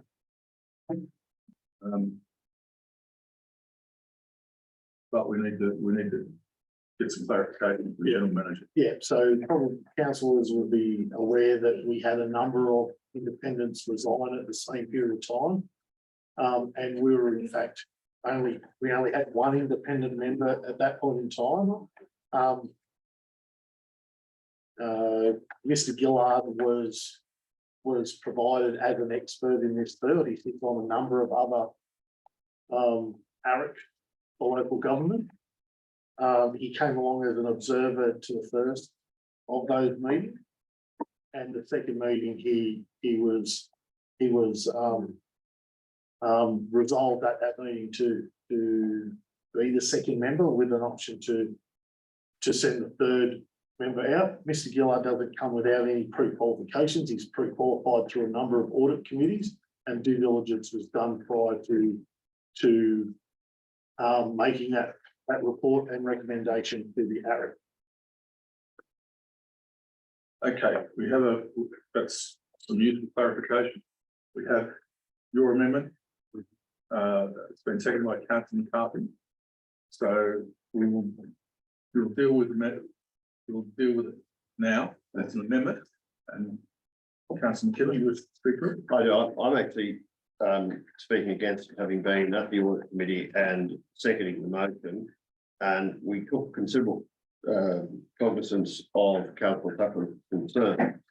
However, there are a number of issues that have been basically raised by the general manager, but also to get what would be now a third independent member may take some time, and there could be 1 or 2 more ARIC meetings prior to that person is actually engaged.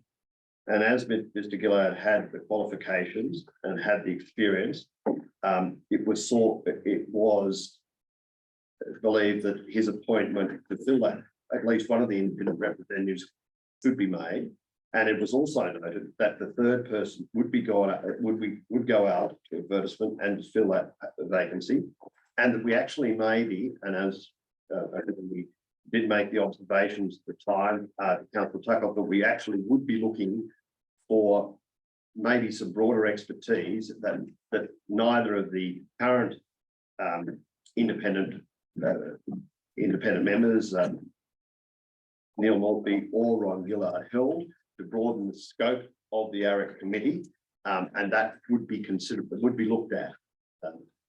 Because of the timing issue, because we had someone with the expertise, because we had someone who was also already on other committees, and clearly fitted within the parameters that we required for the AREC, it was believed that it was in our best interest to appoint someone to fill at least one of those spots.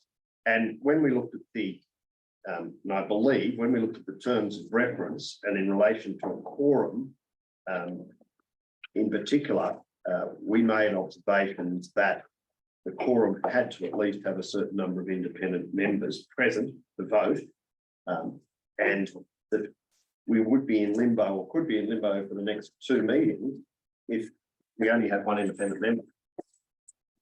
So that's the observation. Anyone else want to speak for or against this amendment?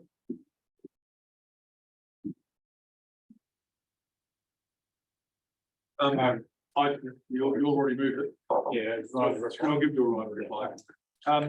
Look, I was not at that meeting, but I do recall previously having a discussion about Mr. Gillard, and we had only, precisely as you said, we had one independent member, so we didn't actually have a quorum.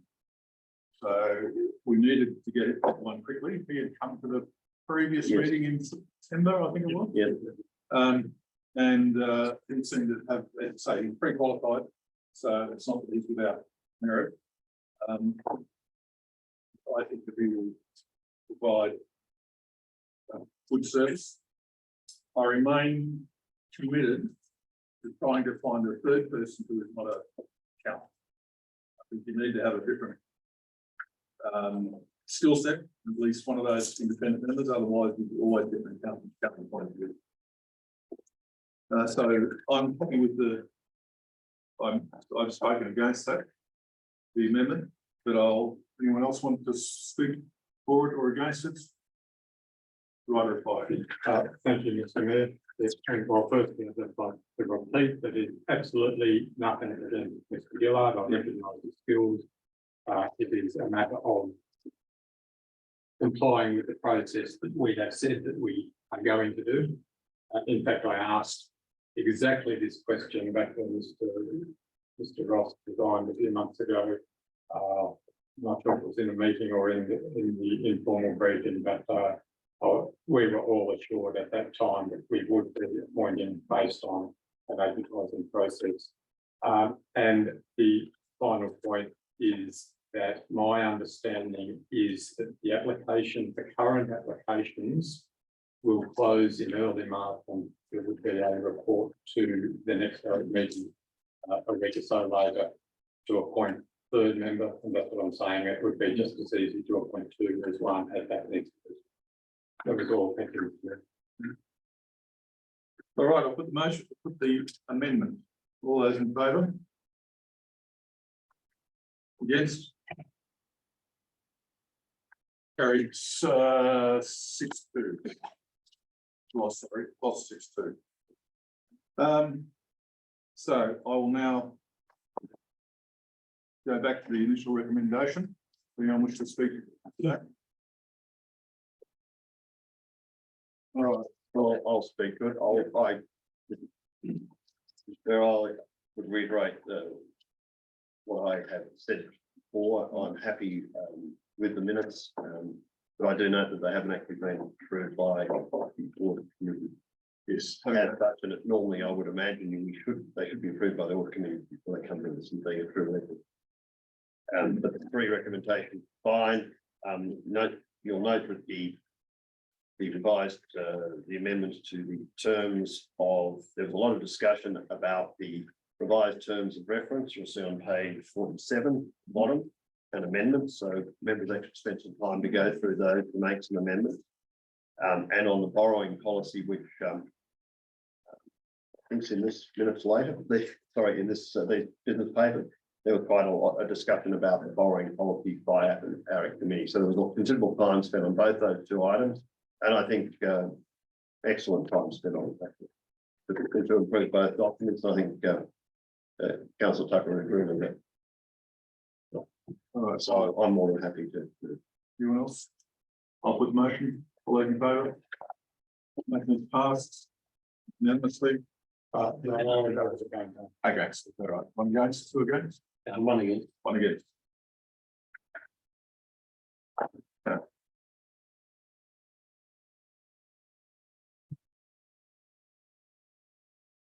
Item 12.2. Council received and endorsed recommendations for the TALC committee held on the 9th of February 23. As follows. Installation of an accessible car parking space at Cunningham Street directly in front of the Oberon Pool Complex and proceed with the ending day expected in accordance with the approved traffic management plan. Councillor Gibbon. Councillor Tucker. Gibbon. Yes, I'm happy with the recommendation and the comments. Obviously, I believe the installation of car parking space for the pool is desirable. And obviously the Anzac Day special event, approved management plan. And I note the comments about the investigation being undertaken in the bullet points on page 53 and 54. So I'm very happy to move these recommendations to be proceeded. Councillor Tucker. Thank you, Mr. Mayor. The minutes are accurate and I have no further comment. Yeah. Yeah, just to add some clarity to those minutes, you'll find that there was only minimal people in attendance to the TALC committee. Under the guidelines for this committee, it can't be presented to the council elect until both Transport for New South Wales and the New South Wales Police Force have signed off to say that they're happy with the minutes. In this instance, those two things were in fact done, and both parties had no issue, so it could be forwarded. All right, anyone? Yeah, I just have a question. I was reading in the general business at the South where it states that council have been requested to follow up on the requested 40 kilometre an hour speed limit reduction at Edith. I'm just wondering why is this come about? Why a 40k zone at Edith when there's no school? And actually I do have a question relating to that. Why? If someone can answer. Through the mayor, yeah, it was a resident request, in terms of concern that we, particularly, that also calm through the village. And we pick up areas for school kids and set down points, so that is where it was generated. Certainly are reviewed it. Since a lot through that these are reviewed. And more advised in a very near future that we're advised. Isn't it already 50 or 60k zone? No, it's I think 60 is not unreasonable, 40 is. 40 is a bit, yeah, I think 40 is a bit crazy. 50 okay on, but anyway. You want? No, I just wanted to have that clarified. I had a similar question to Councillor Hayden of why it's been dropped into 40. Seems to be that Transport New South Wales said July 40. Yeah. Whereas I would understand 50, and that would be consistent with most areas. Yeah, so it's like, just around that 40, I believe you were in 60, I wasn't at the meeting, but certainly 60, I think that agreed. 60. Yeah. Better, I just. Okay, anyone else? I'll put the motion, all those in favour? Reports for decision item 13.1, the borrowing policy and community hub loan. The recommendation is that council adopt the borrowing policy 2212 as presented, including minor amendments. And should council adopt borrowing policy 2212, following recommendations presented. Execute the internal loan for $1,050,000 with a 10-year term from externally restricted water fund for completion of the community hub project. And 3, make an application under section 410 of the Local Government Act for ministerial approval. Do I have a mover? Before I move it, could I seek an alternative to execute an internal loan of up to, if we could add the words up to, because we don't need to borrow the full amount, then we need them. Can you seek an alternative motion to move it? Yes, well, I did it before I actually moved it. If I didn't, it would be very hard, but yes, I'm adding up to I'm happy to accept that. as a minor amendment. Subject to that, I'm happy to move this. You happy, councillor Hayden? Yes. You're happy with the change? Anyone else wish to speak? Councillor Dunbar. I just have a question. This is the water fund. And Karen, who did the presentation, did point out that we should be keeping a focus on our water fund. With the small result, really. Even there, I think that's the income that the water fund's generating and been producing over time, but yeah, that's what that is.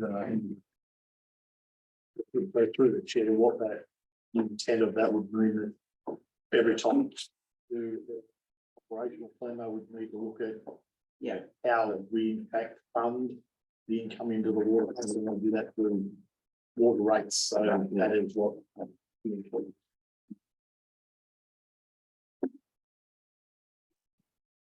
Councillor Tucker. Thank you, Mr. Mayor. I'm not opposing the recommendations or the motions in any way. I just have a couple of questions relating to the draft policy. Focusing on pages 64 and 65. The first question is that, as far as I can follow, it appears that any loan that we're proposing requires a council resolution to go ahead with it. So I'm not clear on what the purpose of the delegation to the general manager is in section 4 and 55.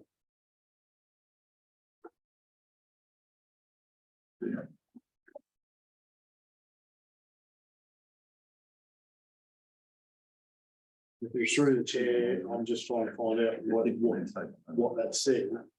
And that would be purely to implement the actions of the loan after it has been resolved. It's not a delegation to. You don't want me to just borrow money? I certainly don't want that delegation. But Through the chair, I don't want it either. a delegation to implement this. Yes. Thank you. And my second question is in section 3.2.2, the third dot point says it requires a resolution from council where the purpose is different from its original purpose. And I don't understand what that means. It's not on page 65. So it's the third dot point in section 3.2. To the mayor, so that's if you looking to take an internal one, like internal restrictions, that we would provide a resolution to council if the intention was to borrow from a reserve that was not developed for the nature of that project or that purpose. So borrowing from a library reserve for a project that's not related to a library, but still within the internal. Like we're proposing to do here, an internal loan from the water. That's correct, although that relates to the internal restrictions, which does not require the additional layer of approval as do the external restrictions that we're proposing in this project. Okay, thank you. Now, because that's confusing, because as I read that line, require a resolution from council that purpose is different from its original purpose. I would have taken that as, if we're going to get a loan, the loan is above. But then if the loan is for a different purpose of, oh, we're going to stick a street light up the end of the road, that's a different purpose to what the original purpose is. That's how I would have taken that line of reading. I think what I've read that is the purpose of the fund is water. And we're taking the loan from that fund or something that's not about water. I guess taking a loan on those internal reserves against the nature of what that reserve is.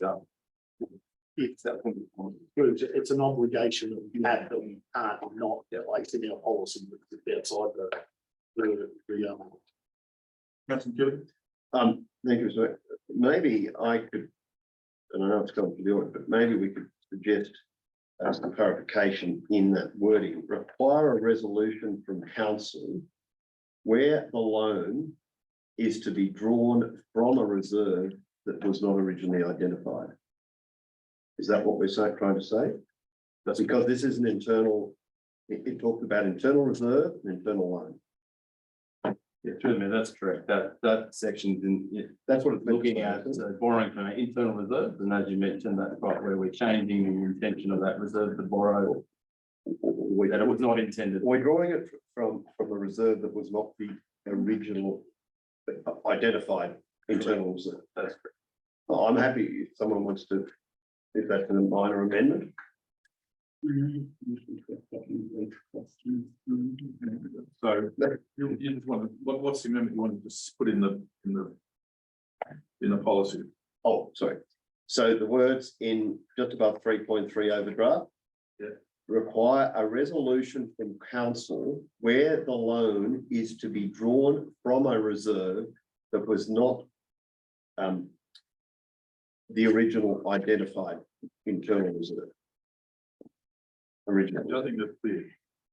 Because if it's from a purpose, it's actually talking about a purpose that's different from that fund. That's all. So we're using it for building, not for water. So that's what the resolution is for.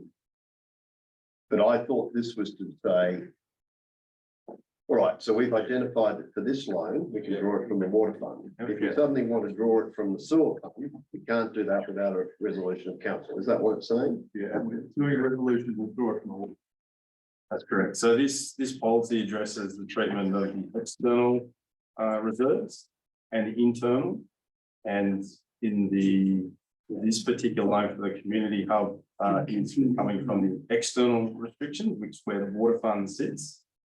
But should council look to execute a loan on the internal reserves, which are things like employee leave entitlements, community hub, things that we reserve for specific projects that we've deemed to be internally restricted, should we want to take a loan on one of those internal reserves for a project that is different to that reserve, we would need a council resolution to say we're borrowing from the library internal reserve to execute project X.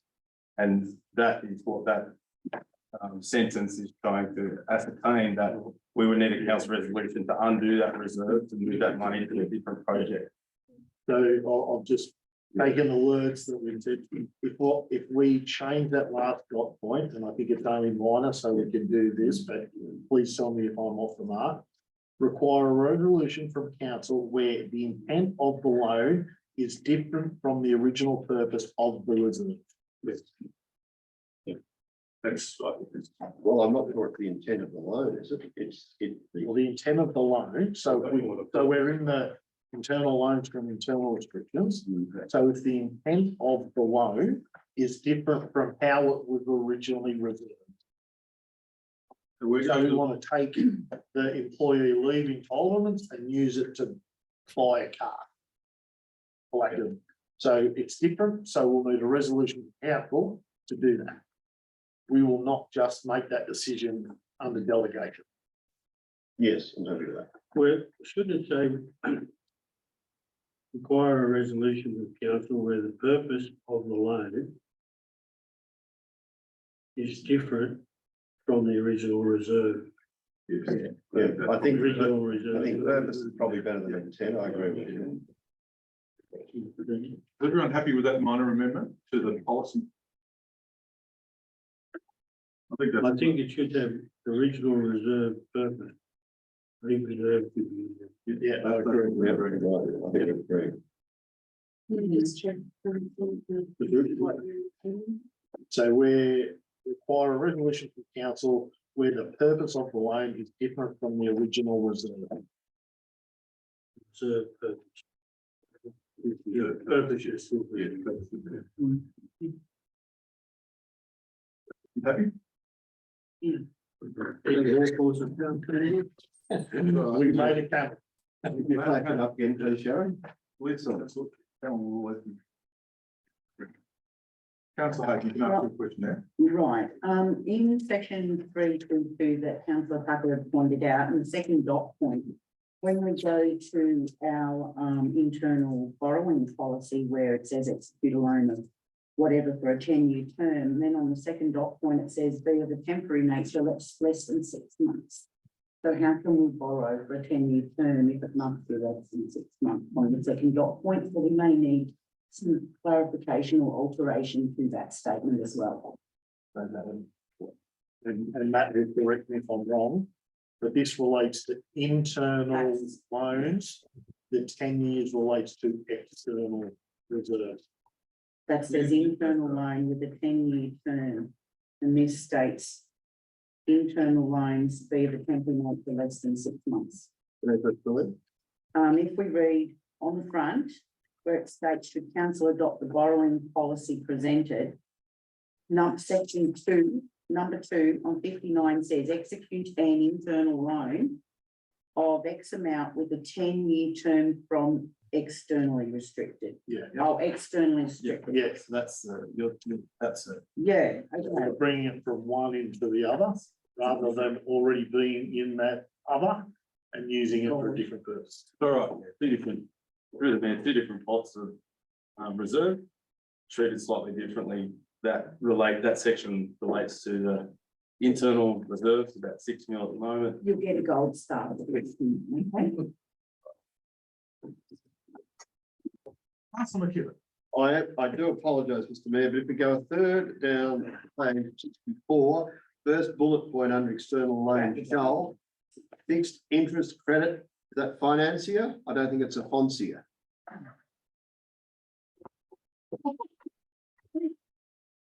Please, mate. Thank you. It's a financier, I think. Yeah. Don't know why we didn't pick that up. It's French. Sorry, so on the definitions page, it's referring to a credit foncier loan, which means a loan to be repaid by equal installments covering both principal and interests. Thank you, so. Thank you, though. So it is a word. Back in your home. So it is a word. Yeah. So it's a technical term in finance world. Yeah, it's just saying that we're doing equal installments, principal and interest as per the loans. That's what it's referring to. Thank you. Zoe. Sorry, through the mayor. Is that a French history? Okay. Is there anyone else who has anything they would say about the borrowing policy and the minor amendments? He does.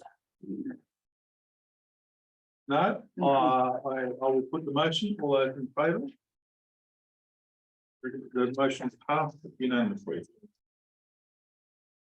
Now, this is where we leap to 14.9, the QBRS. Here we go. What page is that? That's on page 167. Well, at least that's the paper one I got here. Item 14.9, the quarterly budget review statements to October to December, sorry, QBRS statement 2, October to December 2022. Recommendations to report item 14.1.9 is received as information. Item mover, Councillor Hayden. Councillor Tucker, Councillor Hayden. Yes, I'm happy to move the report. Councillor Tucker. Thank you, Mr. Mayor. I'm happy to second it. I just have a couple of questions. Yep. The first one also sort of partly relates back to the Director of Corporate Services report, which we haven't got to yet, of course, but there's a mention in there about the rating workshop. So I see an email today that the next rating workshop has been scheduled for next week. So 28th, thank you for that. through there, just on that, we're looking to have 3 workshops in the following 3 weeks, so councillors get your pencils ready. All about rating. A rating and operational plans and budgets, yes. So does that include what we discussed previously about having a specifically roads focused workshop? That's the one I'm particularly interested in. To look at, you know, the big picture of our roads funding of construction, maintenance and reseal. As discussed a month or so ago. So through the chair, in that time, we're also looking to put a works committee schedule.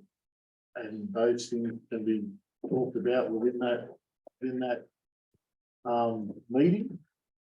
But what we're trying to do is formulate a way forward where councils have asked for a number of things, including rates and town improvement.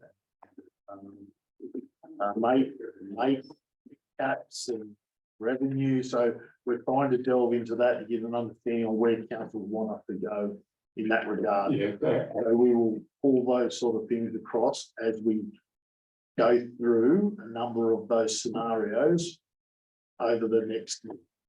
And I understand that, and I appreciate the work that's been going into the rates workshops.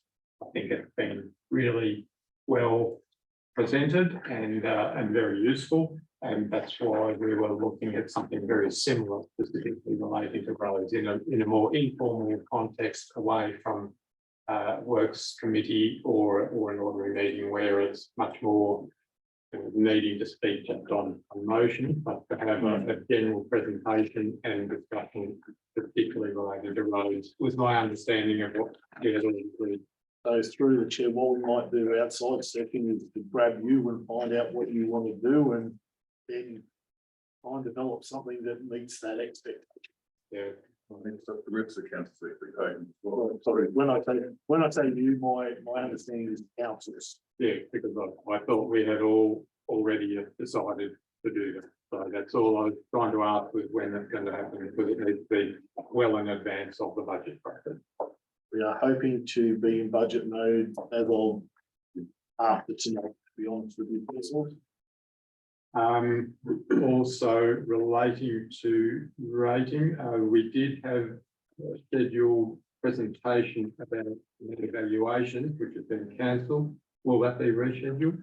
Through the chair, Zoe and I talked about this today. It's on next Monday. I think. Yeah, Oh, it's 27th. sorry. Through the chair, it's still scheduled for that time slot. I've just got to give you guys the actual invite to the Teams meeting. So everyone has that will come through It was tomorrow. cancelled. No, it got cancelled. It got cancelled. So we had a time slot, it was cancelled. And this is the first I've ever moved back on.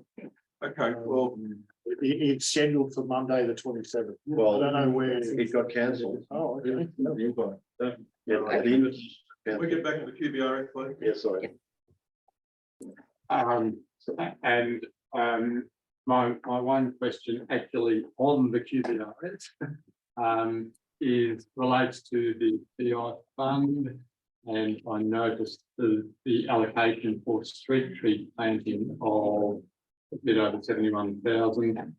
Virtually none of it spent yet, but I know we discussed that we should be ready to proceed with that planting during autumn, being a good time for planting. I'm just interested to hear whether we are on track to commence that in the near future. Through the mayor, something I've been discussing in terms of resourcing there as early as today. So yeah, certainly it is in progress for planning, and that would be the most suitable time of greens over the autumn to be planning. Yeah, but obviously something like that needs some lead time to make sure we've got plans, particularly if we're getting more advanced ones, and sort of what I was getting at asking. Yeah, through the mayor, so often we have to start further. And also some further inquiries to be done with the availability of stock. So for that planning. Through the chair, there's a number of projects that we've had grant funding for and street pre-master plan approval for, and those sort of things that we'll be looking to roll out as part of that autumn delivery. That's all I was getting at, but if we miss that window, then we're looking at another quarter. Full preparation. That's all that's needed. Any other councillors? I'll put the motion. All those in favour? Motion passed unanimously. Zoe, thanks for your time this evening. Thanks, so. Thank you. See you. Bye.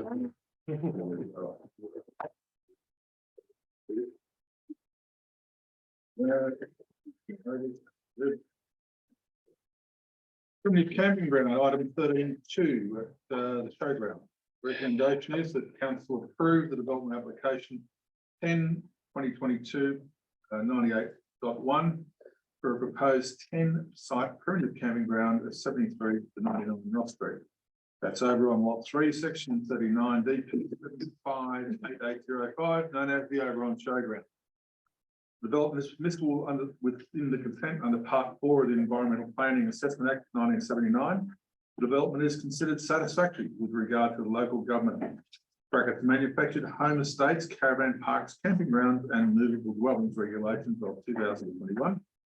Development is considered within the objectives of the Oberon Local Environment Plan 2013, and the development is considered to be appropriate and will not impact the locality unreasonably. A division be called in accordance with section 375A of the Local Government Act 1993. Councillor McKibben, Councillor Hayden, Councillor McKibben. Thank you, Mr. Mayor. I've read through the papers. I've read the objections. I have read, as I have other councillors, the responses from council. And looking at the whole proposal overall, I'm in support of it, and I'm more than happy to move this recommendation in 2 parts. Yes, Mr. Mayor, thank you. I'm happy to second the report as what councillor McKibben has stated. I agree wholeheartedly, and I've read both the objections and I've read all of the statements from council in there as well. I feel this is part, this is hugely important in the current economic climate of what is happening regarding homelessness and everything else. This opens up the opportunity for people to actually camp for a period of time. It's also procedural with the showground, understanding now that they have to do that for the camping portion of the showground under that. Under those guidelines, so I'm happy to step in that. Thank you, Councillor Hayden. Anyone else? Councillor Tucker. Thank you, Mr. Mayor. A couple of questions for the director. In the recommendation, it states that we recommend that we approve a proposed 10-site primitive camping ground. But I noticed on page 87 under draft conditions of consent number 3, it says the number of primitive campsites approved is not to exceed 14, and I'm curious about that discrepancy between 10 and 14. Through the chair, in the assessment under the local government regulation, it does allow up to 14 based on the size of the showground in total. The application was for close to 10. As I said, through the assessment, it's identified that they could go up to 14. If the commission will allow them to go to 14. Require a minimum of zero.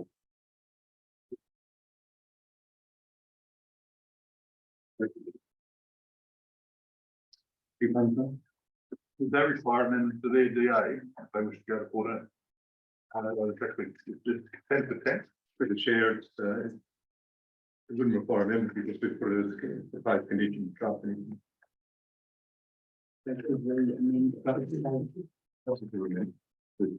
If they're 5 to 10 and the recommendation says 10, why don't we make it consistent in the conditions of consent and put it at 10? And if they want to increase it to 14, let them come back and ask.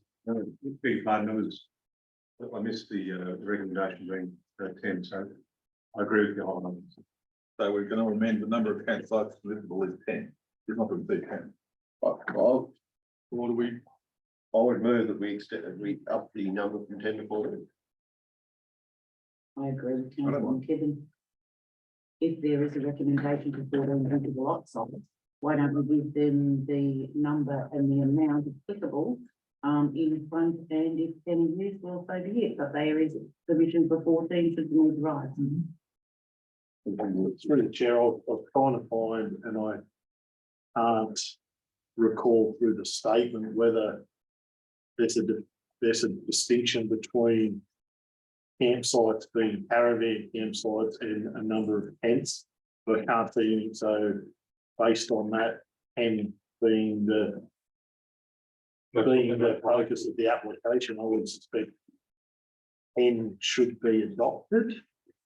And if they want to come back and say, oh, we want to do 14, then there's a simple process whereby they could do that if they want. But at this point in time, if they're asking for 10,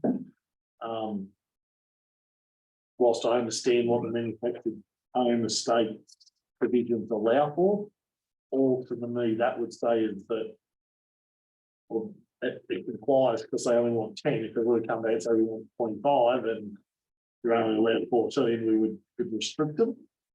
Council can make it less onerous should they want. No one, if they want to go to 14. The officer has indicated in his report that he's taken that into consideration in the area allowed for more than what they've asked for. There is another process they have to go through, and Damien will correct me if I'm wrong, and that is they need to lodge an application under the Local Government Act to basically say what the delineation is between caravans and tents, or whether they want to put a permanent manufactured dwelling on site or not. I'm in your hands if you want to reduce it back to 10. It is your call as the council making This is actually going to be an informal process because we're actually changing DA, not the recommendations. The recommendations don't make any mention at all of the number of campsites. It just says it's confined. So if we're happy with 14, I'm happy to go with that, or it's 10. It's up to council which they want. Well, Council. can I just, through the chair, the recommendation is for 10 sites. Oh, it's the 10, sorry. I think you are in fact making that delineation, and I think it makes it easy if you go to 10 in the conditions. And Sorry, one mistake. yeah, and that is what they applied for, is it? Yeah. And all I'm saying is that I think if those draft conditions of consent, if we're not careful and they go out as 14, we've got that inconsistency. So if someone would like to move an amendment, I'm happy to look in. Councillor McCullough. Mr. Mayor, I think it should be pushed out to the 14, because you could have people up there camping and then you have a rodeo. And you have the people with the rodeo would have the on-site facilities within their horse box. And it just might give levies to someone to ring up and say, hang on, you've got to shut it down because they're exceeding. So, You know. yep, no, I'm fine. You're going to move an amendment. I am. Mr. Mayor, I propose this with me. You can't move it. And I An issue. Someone else can move an amendment. I'll move it. Councillor McCarthy. Just tell me what you want. Up to 14 site primitive camping ground.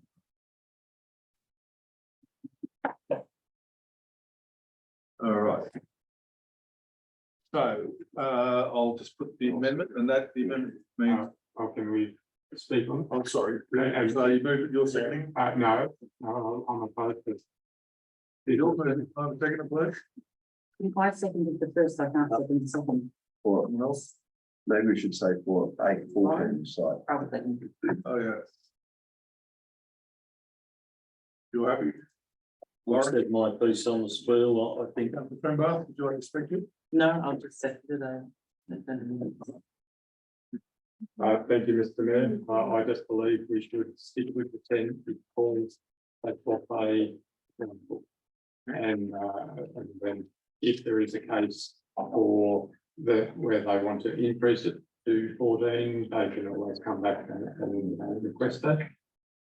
And I'd also note, if I understood correctly, that this doesn't apply to special events such as Rodeo and things like that anyway, so they're a separate issue and aren't expected to fit in with that limit. So through the chair, that is correct. But what it would do is allow people to stay there longer than just the event. So there is a potential benefit. Whether it's more than 10 or not. Anyone else wish to speak to this amendment? Councillor Gibbon? I can speak to the amendment even though I proposed the original motion. I agree with the amendment, and I think it should say for a 14 site primitive, not up to, because up to could say you can only do 13. And I believe that it has been indicated that the showground could come back to us to increase the number. But as I understand it, and the director will correct me, but if the showground had to come back, that would be an additional fee. They'd have to pay for an application and all those sorts of things, that it would be a delay further. So if there is entitlement for 14, then I think we should, because the showground is a fundamental part of this town, and we need an income stream. An income stream that doesn't affect residents is very important for the showground. We've seen tonight they had a special request for obviously grants. So the more self-funding they can get, the better it is for council. And I would support a 14 site camping ground. Obviously, I can't propose it, but I can speak in favour of it. Anyone else wish to speak? Okay, sorry, councillor. Councillor Grant. Councillor, it wasn't the showground land managers that applied for that special grant, it was the show society. Right. And all the way through this, it talked about the show board and the show trusts. They don't exist anymore. So they need to be called the showground land managers and keep them up to date. I agree. And then I have another question. On the number 8, the occupation of the site. I just found that a bit confusing. Where it says unoccupied caravans, camper vans and tents not to be allowed to remain in the camping ground for more than 24 hours. That's fine, but then occupied caravans, camper vans and tents are not to remain in the camping ground for more than 48 hours, where they can stay there for 28 days. That makes sense? For the year, I think it's 28 days for not working within a calendar year, isn't it? Through the chair, the manufactured home state aware of permanent camping only without the short-term accommodation. Were you reading that? Yeah, well, my page 88, 41. I know what you mean.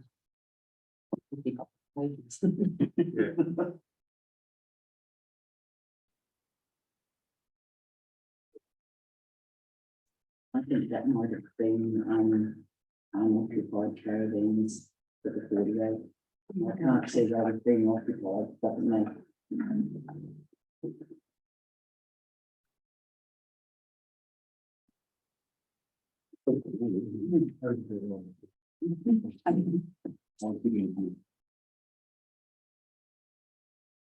We'll see. Is there any clarity for that?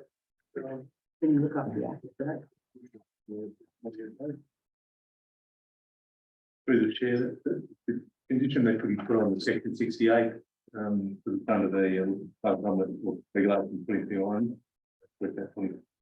That tonight could be deleted from the draft condition. Yeah. Because it is not clear. They'll require further amendment. Through the chair, my understanding is the proposal has for 28 days. The condition minimises the stay. Yeah, that's not very practical. Can someone live in the section? Well, Was there amenable to people to come in? yeah, and 48 hours isn't long enough. look, but that's not one of the recommendations. That's part of the text. But in fact, what if it's still law? You can do it, you can change it. I'm just picking up. just while general manager's looking up, I don't have a problem of personally with the first part of it, unoccupied caravans, campers, essentially allowed to run, because I think they need to be able to get rid of them. It's the second part, which is occupied caravans for 48 hours, I think, which is the part we seek to delete, not the whole of the condition eight. So you're saying just the second sentence. Joe? Second sentence should be deleted in that condition, what I'm saying is, Maybe they can't be. unless there's something in this local government regulation 2005 that says we can't do that, but it may say that this is one an opt-in or opt-out.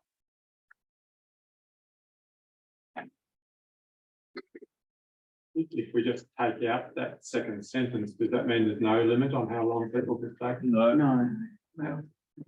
Yeah, that's what I thought. except for not saying 28 open.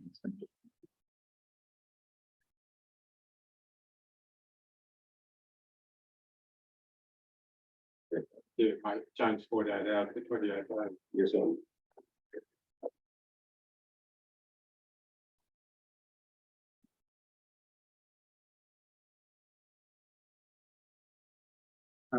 through the chair there.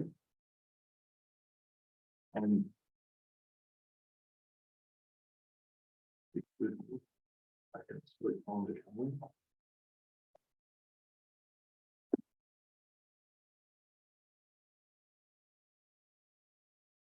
The standard they use is for not more than 14 days within a 28-day period. So that's probably where the 1 and 2 day. So it could be 14 days within a 28-day period.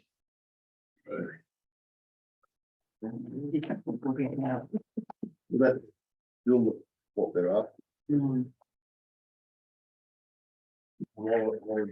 that be deleted? By the standard. Wouldn't we have that like a 28 because of the homelessness issues that are. Is that able to be arising? amended? Just through the chair. This is a. This I know that. No, I know that, but it's Primitive still care another and short-term accommodation. Apologies.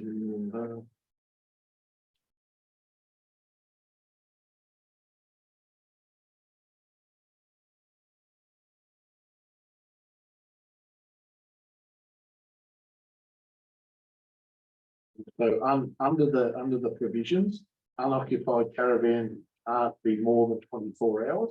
Yep. However, from looking at this, there is no restriction on how many days other than 14 days within a 28-day period. That's mandatory or can be removed. It's part of the regulations. So I would be reluctant to go beyond that. The other thing is that we are talking about primitive campgrounds and they operate a little bit different than a campground. So you need to, given that this is an application for a primitive campground, it'd be difficult not to concur with the regs.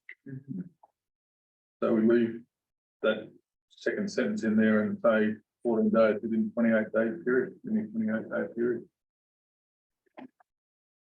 The central side of it. Or no more than. Within 28 days.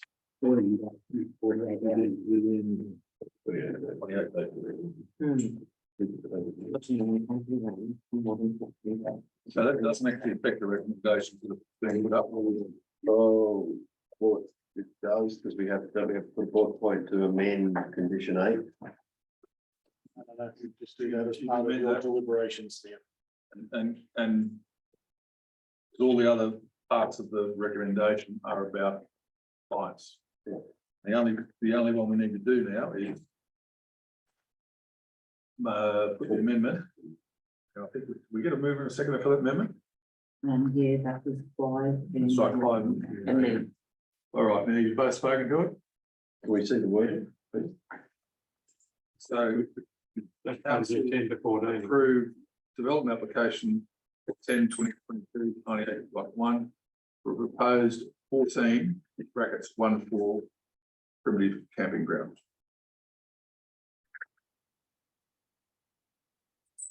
And the condition 8 would read that the occupied caravans, campervans, tents not to remain on the campground for no more than 14 days, for more than 14 days within a 28-day period. So we don't need to note that as a board. No. No. Because the reasoning for the condition does not change. The wording, The the wording in these, I think the conditions. or conditions, so just. summary.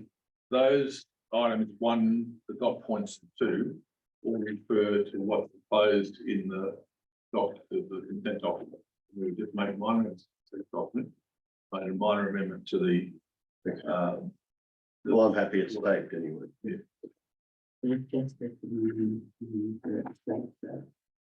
The summary is, well, that's just a summary, it's never been overtaken by the. The summary will now say 14 instead of 28.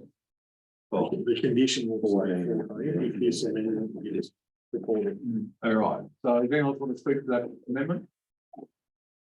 I'll put the amendment, all those in favour? Against? Councillor Tucker is against, all those in favour? So the amendment now becomes the motion. Now, I still have further questions on the motion itself. That was my Okay. first question. So we've Roll got that that, up. that's done there. All right, so I have to do a lot quicker. yes, I hope so. Councillor Tucker. Thank you, Mr. Mayor. The next question is, I wasn't clear from the report about how it will be managed. Will there be a manager attending the site daily, or what? Or how will they ensure compliance both with the limit on the numbers and with other conditions such as noise conditioning? Through the chair, it'll be managed by the showground land manager. And as part of the operation, so the application to operate, I would need to highlight how that works. But my understanding is it'll be done through the land manager. Okay, who is the land manager? Over on land, Showground manager. Okay. which I said. The trust. Which they're not, they're a land manager.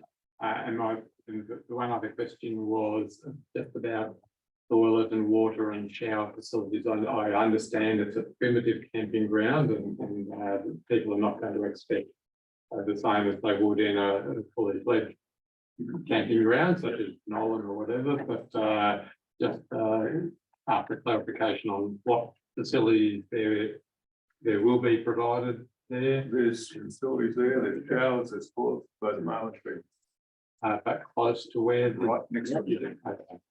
Yeah, that was approved in 2019, so they're only relatively new. Right. Okay, that was all. Thank you. Anyone else? One question on the management of it. Is, I didn't see anything in the conditions of the draft conditions, the consent, but is there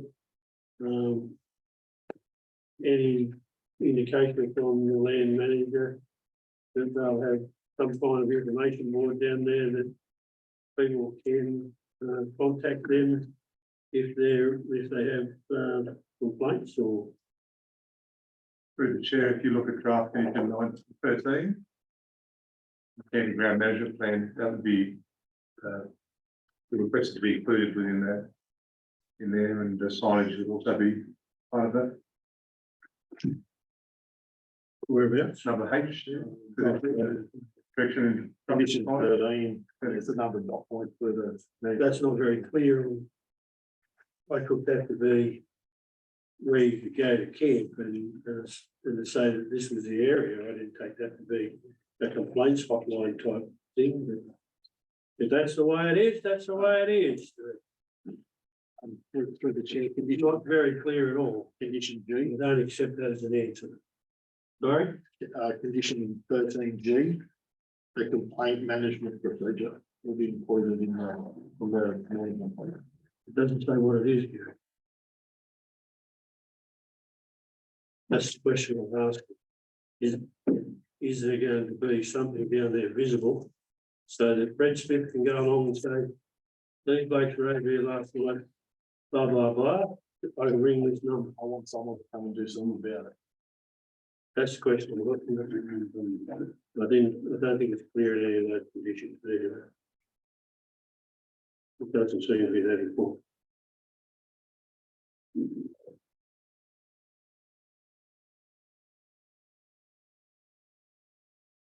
Display making procedure directions and instructional findings.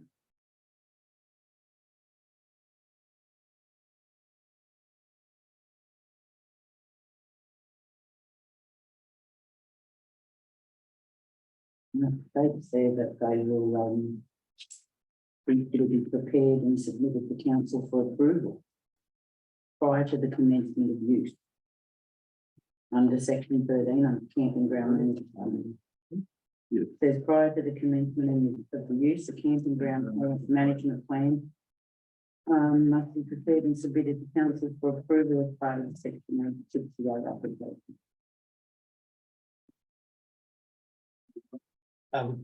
Yes, Mr. Mayor, just for public knowledge, I think in the past, when they're operating, they did have a public manager there that turns up and wields the big stick. She's not very big, but he certainly got some bite, so I think it's well managed. And when they get back to the thing, I think all our fears would be good to say. Thank you. Through the chair, in paper it says direction in the practical slide. If we put including a complaint hotline, would that assist in making it clearer? Yeah.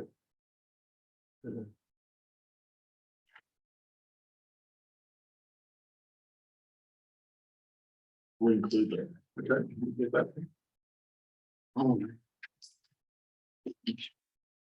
Anyone else? All right, I'll put the motion. All in favour? Unanimously. Thank you, councillors. 13.3. Stormwater infrastructure and park overall. The recommendation of the council consider funding the rehabilitation of the upper natural storm part of the upcoming 2023-24 operational plan consideration. Deliberation, sorry.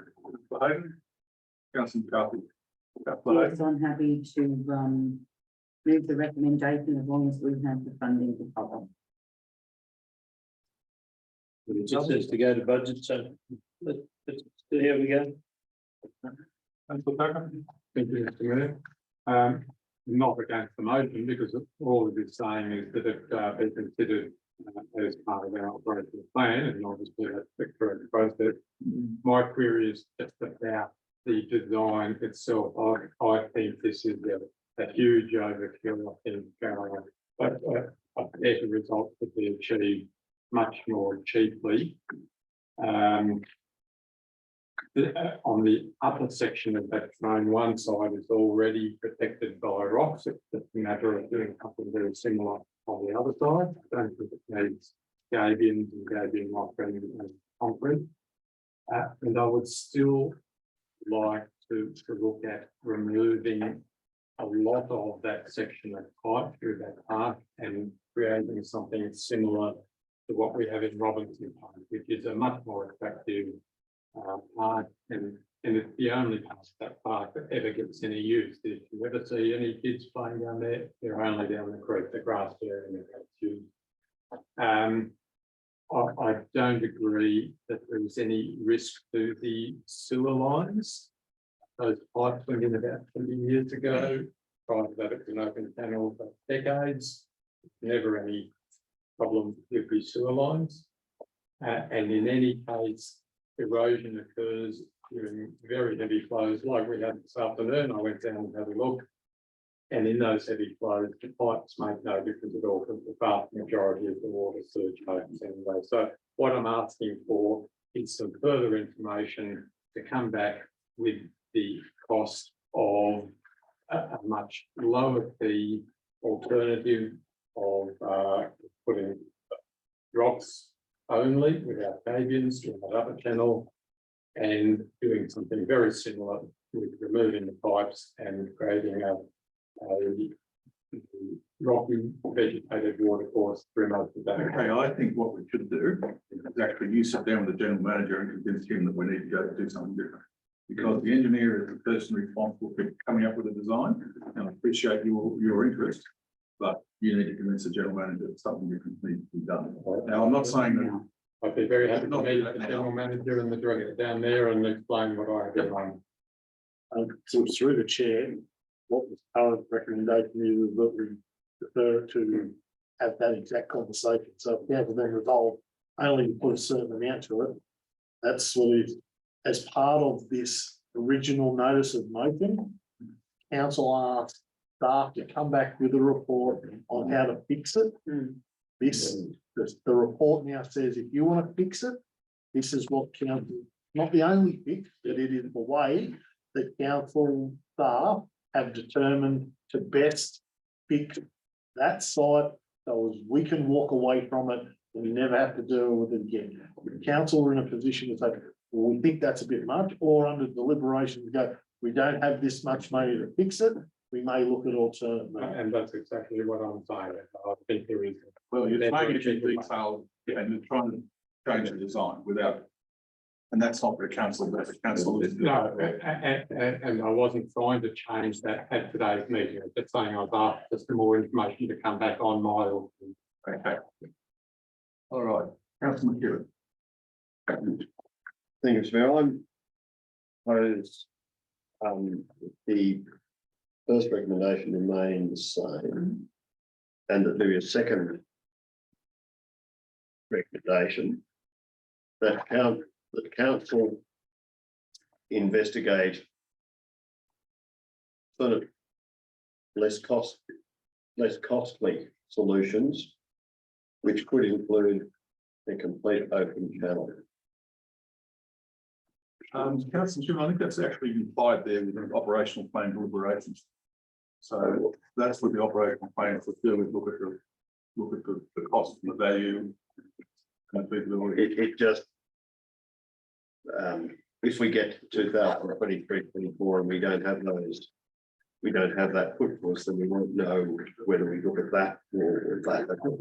Through the chair. That's why I'm keeping the first one as it is, to say, move ahead. Yeah. Through the chair, there's a couple of reasons why this recommendation has been put to you. The first being that if you resolve to do something else tonight, we wouldn't get to it before 23-24 to start with. So doing it as part of the 23-24 deliberations is probably the appropriate way to do it. The second thing is that the council asked staff to come back with a report that highlighted how this was going to be fixed. This report indicates how we're going to be fixed, and we've acknowledged that that money should be further considered through later deliberations. And if that means that we need to come back with an alternative design for that, then that's the time to have that conversation. I was just trying to foreshadow it so we have that information at the same time that we're doing our deliberations. I think the director has been made very much aware that that may be the case. Council want to elaborate on that recommendation and then follow out. I'd like to have a point of order that we just move to the voting straight away, because there's only one recommendation here that we need to look at, and that is worded in 2 sentences. I did move it all amendment. So we have to. Did you move anything? I said amend, yes, I'm proposed to amend it, but we add a second point. Well, I'm willing to second it. What is it then? Sorry, that the council look an alternative, less cost-effective method that may include an open channel for the operational plan delivery. Don't tell him what he has to do. If he's going to provide an environment design. Less cost, an alternative cost, more cost-effective solution. If one exists. You second that? Yes, I'll second that.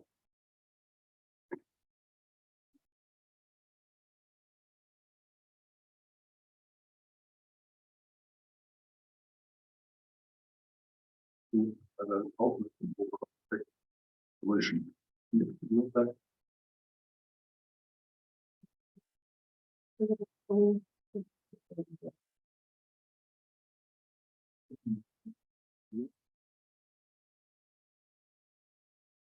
So, does anyone else want to speak to that amendment? Right, I'll put the amendment, and that is that the document will be paragraph 2. Council look at an alternative and more cost efficient solution. Effective. Right. Put the motion, all those in favour? Against? Motion is passed 5-3. No, 3. All those in favour? 1, 2, 3, 4. And against which one? And you're against. All right, I have a casting vote and I'm against. Okay, it's lost. So I'll now put the original motion, which is council considered Under our new system, there's a. With the other way, sorry, we're just trying to implement a new system. It was working so well. Yeah, sorry, who have you got on there? So against was the mayor, McCarthy was against, Callan against, Katie against, and Harvey was. you, and Katie.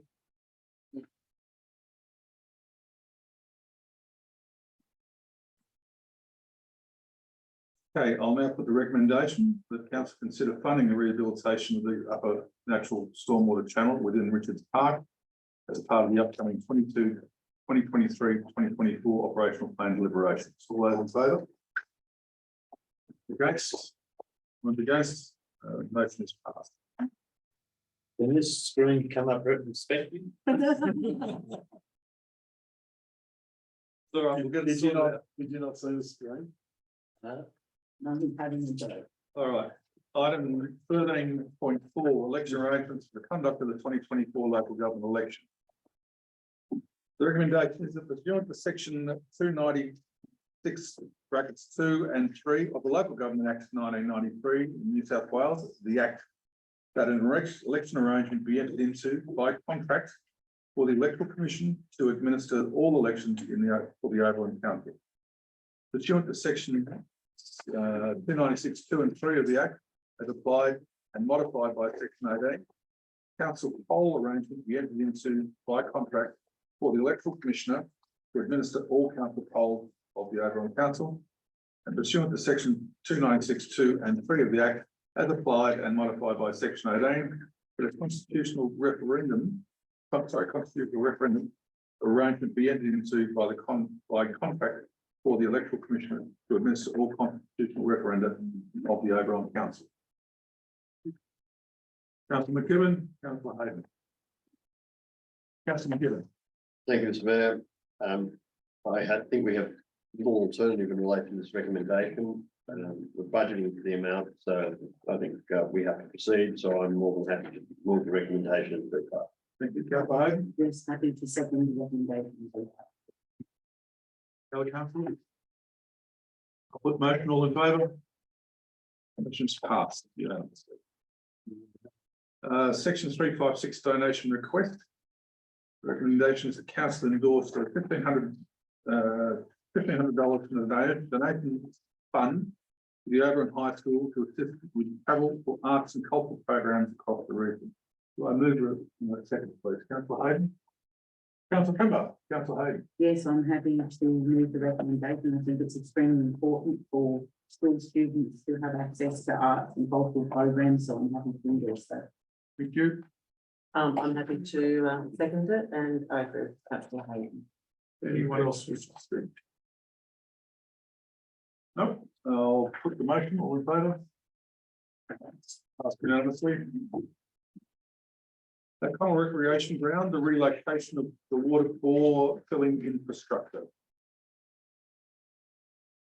The recommendation is that council provide the funding from section 711, the Rural Development Contributions Plan for Brackets Roads, in the amount of $42,395, exclusive of GST, for the construction of the new vehicle access point adjacent to the relocation of the water bore filling equipment on Beaconsfield Road, and provide funding from section 711 Rural Development Contributions Plan Community Facilities in the amount of $15,000 exclusive of GST to facilitate the removal and reinstatement of the water bore filling equipment from the existing location inside the sporting ground area to the new location on Beaconsfield Road. Reverend second, please. Councillor Trimbar. Councillor Hayden. Councillor Trimbar.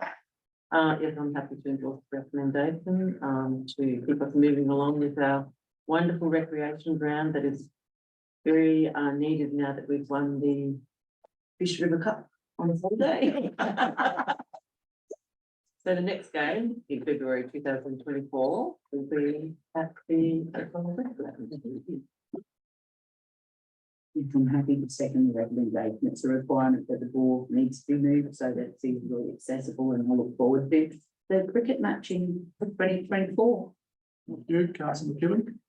Thank you, Mr. Mayor. I'm not against this funding, but I do have some questions about it.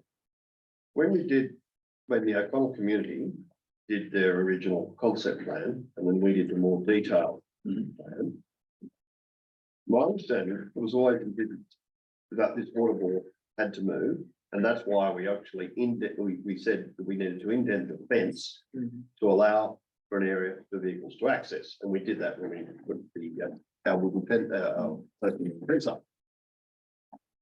And when we have made our applications for our various grants, including the Stronger Country Communities Fund, I would have thought that it should have included the provision, because of all that planning and because we amended the fence, for the relocation of the bore. And I'm not the bore, but the bore access point for vehicles.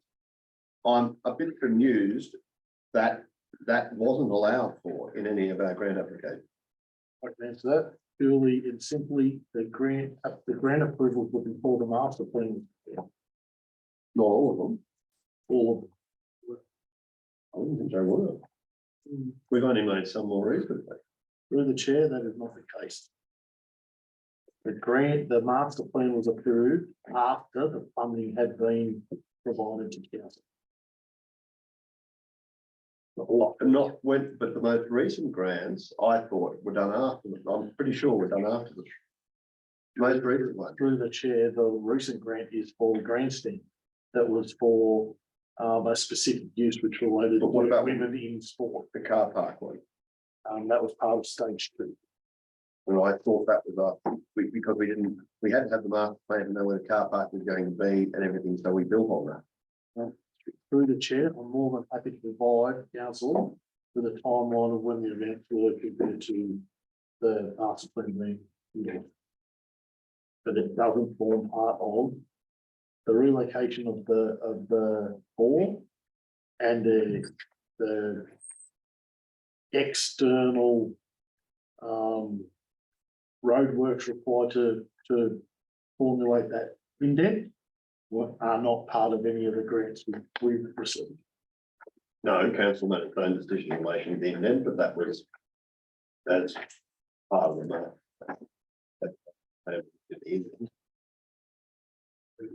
Through the chair, I'm reasonably comfortable that we council made that decision. Through the chair with the modification after, that's had to be modified. I realise the fence had to be modified after our initial approval, but the master plan at that stage, I thought had been endorsed before the most recent grants in relation to the car park and the access to the car park were applied for. But through the head there, happy to take it on notice. All right, However, as I said, I'm not opposing it, but I'm surprised that we didn't include it in one of in our latter plan, because how many grants have we had for this? Three. sorry, before if you include the fence, which was done separately. Yeah, I'm not talking about it. So, yeah, the grant. But I realise that the initial ground it may have, but I thought we had the strategic plan when Nicholas did the initial round. As I said, maybe it's taking. All right, hang on. Okay, I'm not opposing it, but I'm The way just, that, the the question. way this is resolved. I'm happy to. Catherine. Prior to, I asked if this be dealt with 1 and 2. Number one, I'm against the use of this road money because we would have had to put an excess a road in and an entry in. And what this does by putting the filling point up the top, one of the main things was it eliminated people going down there with utes and trailers where the kids are playing. But it also eliminates the long length of road. So you go off the car park and you would have had to construct a road to get in the filling point. Now, this, to me, is well, I don't think it should come out of this road money because we should have had enough money to do this road works in our budget in respect that we're doing the road, we're doing the car park, we would have had to provide access to get onto the filling point. And where did that money go there? Well, it's just what's doesn't seem right. And the other thing is, where, just hang on a sec. Where does the money go, or where's the money coming from to repair the power line that was torn up when they done the earthworks? Is that in the report, or where's the money coming from it? The chair, it's been completed, it's been re-erected, resurrected. Okay. Realigned, so it actually had power to it. Where'd the money come from? It had to come out of this particular program in terms of re-erecting that, given their master plan come afterwards. So we could again try to facilitate that with new conduit and make it fit. That's been done. But what I'm getting at is, where'd the money come from? Because when we done it before and we have an overrun between the Black Springs and the O'Connell project, it was 83,000 overrun, where we had to vote out of public space. Where did the money come to replace the electrical cables and the conduit down to the green box from the power box? It was gone from the green box and relocating that back up to the pillar at Beaconsfield Road, but it's come out of this particular project in terms of trenching and cabling to do that. So it was pretty minimal cost to do it, no doubt. It was almost in a convenient location of where it was originally, other than the layout of the building at the time. So it still provides connectivity for the future building or amenity block to go on that particular site. It was always primitive access to that water bore site, and I don't think there wasn't even a master plan at the time to talk to about an internal road. So I'm not quite sure what that and where you're going with the internal road because there was no funding, and that was always of a concern about vehicles entering becoming stranded. So Well, what you just said a while ago, that's been reinstated, was fair enough, I accept that. But you turn the filling point on from the switchboard up the top, which is where you're gonna control it from. Actually, you won't be, need to go down the tank. Therefore, you're gonna turn your pavilion and whatever there. Look, we're going to be considering the two issues. We're and talking now about- talking about how. We're talking about the money. So let's get back on. All right, well, as far as I'm concerned, the money's coming from rural roads. This isn't a rural road, and I think it should be sourced from the project. I'm sorry. Well, one is community facilities and one is rural roads. I support the community facilities, but I don't support the Is it a road reserve? within the road reserve, yes. No, it's not, because it's in that step back. The road reserve. Sorry, just from what's been, just being commented on, I'd just like some clarification on the second part, the 15,000. So I'm taking it that the 42,395 is to make the hard standing ground. Yes, that's The correct. second 15,000. Now, is that to run a pipe from the existing bore across to Beaconsfield Road, plus to relocate the filler, of the stainless steel or whatever galvanized filler, plus the electrics for the card reader and the box? I'm just not clear what the 15 is.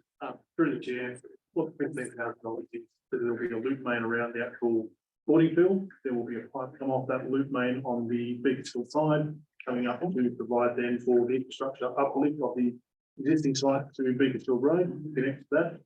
There is power already that's at the ball, up to the power circuitry board. We power from the circuitry board and just spot to the card reader. So the 15 grand is the uplift of the equipment and the short length of additional cabling to the Beaconsfield site. So it's very minimal in conjunction with the irrigation going into the field at the same time. Okay, so it'll be done in conjunction with the irrigation and the existing loop line, so. We get any savings out of it then? Well, that's a component that when it was costed, and that I've looked at in terms of that's, you know, the true value, or the true value of uplift of that infrastructure. Okay, so when someone goes with this funding, when someone comes into Beaconsfield Road, they'll have a card reader there, they'll be able to go like this, they'll be able to fill their vehicle, they don't have to go anywhere inside the ground. Well, that's right, it gives you that facility. That's right, I just wanted to clarify everything, okay, thanks. Yeah. Thank you, Mr. Mayor. Could I firstly ask about both of those section 711 funds, how much is currently in each of those and whether there is any other commitment or any other projects you might be done from those funds? Mr. Mayor, just under 600,000 in the first one. Yeah, and in the second line is That's the 20th. And around 30. Well, because, yeah, picking up on Councillor McCarthy's point, I was going to ask about the funding anyway, but I do agree with Councillor McCarthy that even if that hard stand area is within the road reserve, it's not being done for the purpose of constructing or building a road. It is part of this community facility, and I would agree that that's where the money is.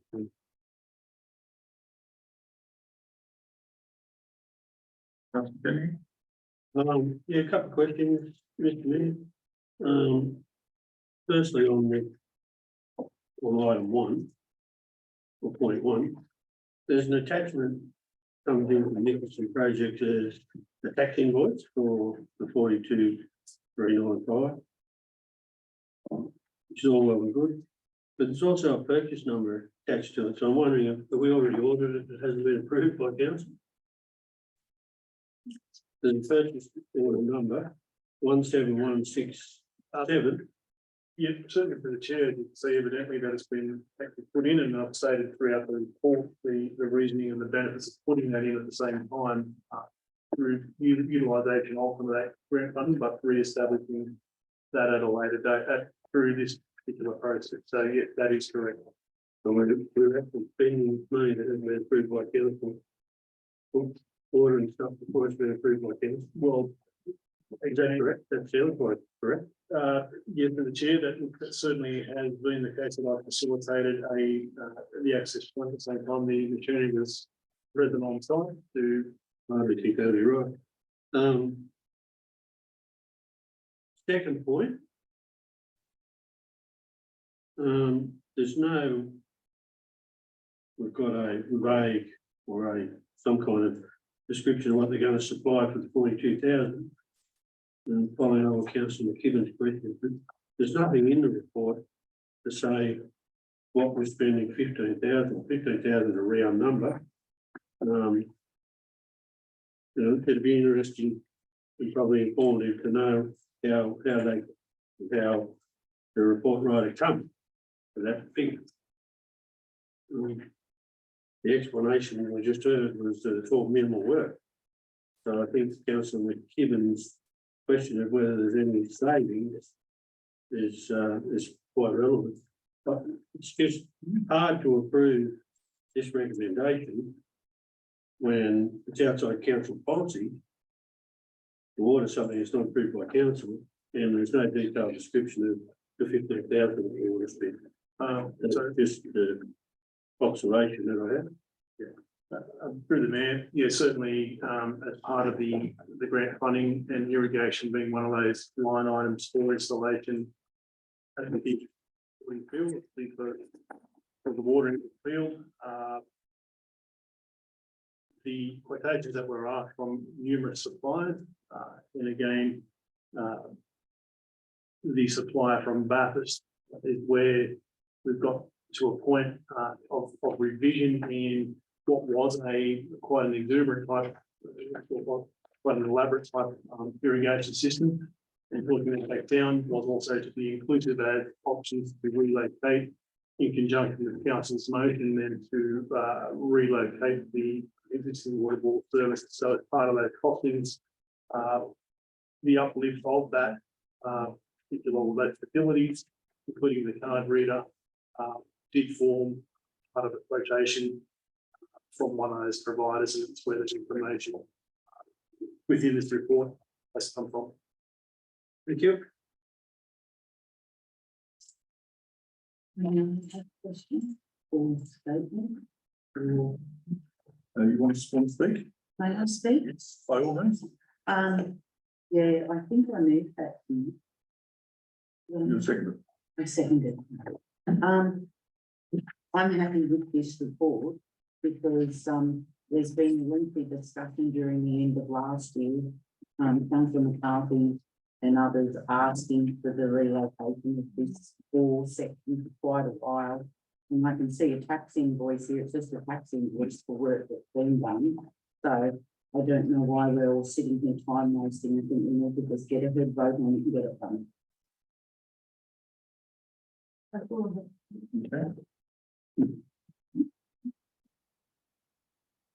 All right, I'll put the motion. All those in favour? 2, 3, 4, 5. 5 against. Councillor McCarthy, Councillor McKechnie, and Councillor Tucker are against. Motion is passed.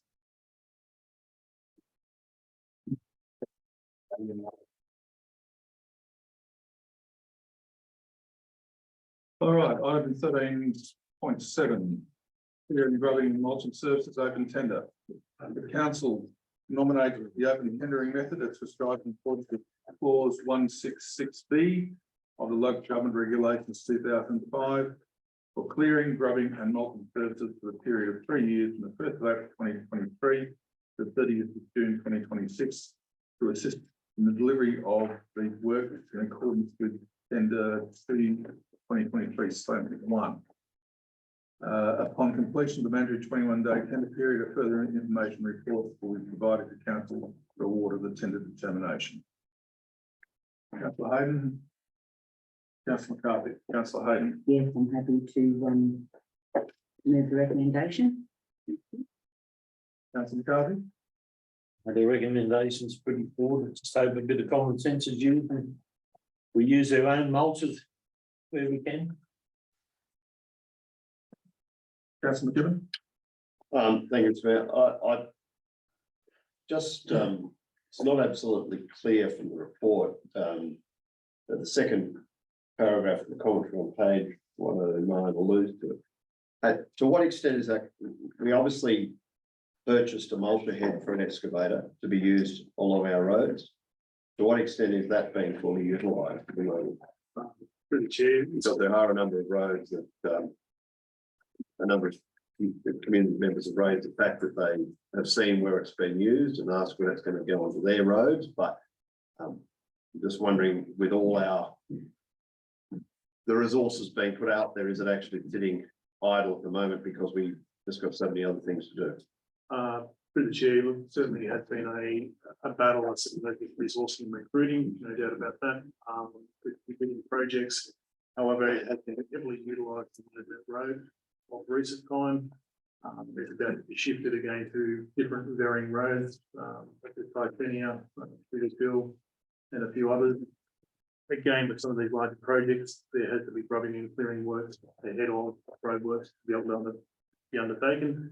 And the advantage of going in and having that secondary option then for other resources, external crews such as arborists and the like, then assist with some of the equipment that could be available for us in terms of free cutting or overhanging branches. So that these will be standing off arrangement. They'll give us a quote or an hourly basis or a machine or whatever, and it'll be a standing offer. We're not guaranteeing a certain amount of work or anything. How are we planning it? Look, certainly there would be probably that option in terms of day rates for the odd tree that we required, or a full kit crew for daily rate weekly rate type scenario on larger projects where economy of scale again are advantageous to have full crews, and that's options that we'd be looking at. So would we be intending appointing any, is there a possibility that we'd be selecting more than one preferred tenderer, for instance, in the Auckland trade? Should that be advantageous, then that would be a consideration. Okay. Thank you, Mr. Mayor. Anyone else? I'll put the motion, all in favour? Passed unanimously. Environmentally affected roads, 13.8, recommendation that the council nominate the open tendering method as prescribed in accordance with clause 166B of the local government regulations 2005 for pavement subsurface drainage system improvement and environmental control management services to assist in delivery of environmentally affected roads, rural roads program during 2022-23 financial year under local roads and community infrastructure round 3 grant funding in accordance with tender T 2023/2. On completion of the mandatory 21-day tender period, a further information report will be provided to council for award of the tender to determination. Councillor Hayden, Councillor McEwen. Councillor Hayden. Yes, part of normal procedure, thank you. Happy to remove. Thanks, Mayor. I'm happy to second it, but I do have a query, page 113. I'm assuming table 2 there should say financial year 2023-24. Through the chair, no, certainly 23, and that's, Well, what should table 1 say? sorry, that should say 21, 22. My apologies. So that should say 21-22, right? Yep. So as I'm understanding, in 21-22, we have actually not done Billsfall Road, Carwood Road, Snake Valley Road, or Bloom Hill Road. And the only one completed is Noonan's Hill Road. And we've only we've programmed for commencement, but haven't started Artie's Road and Reeves Road. Is that correct? Through the chair, there has been some minimal work on Artie's Road, but how you've outlined is correct, and then that's been driven by the excessive weather of those particular financial years, unfortunately. So we've only actually completed 1 road.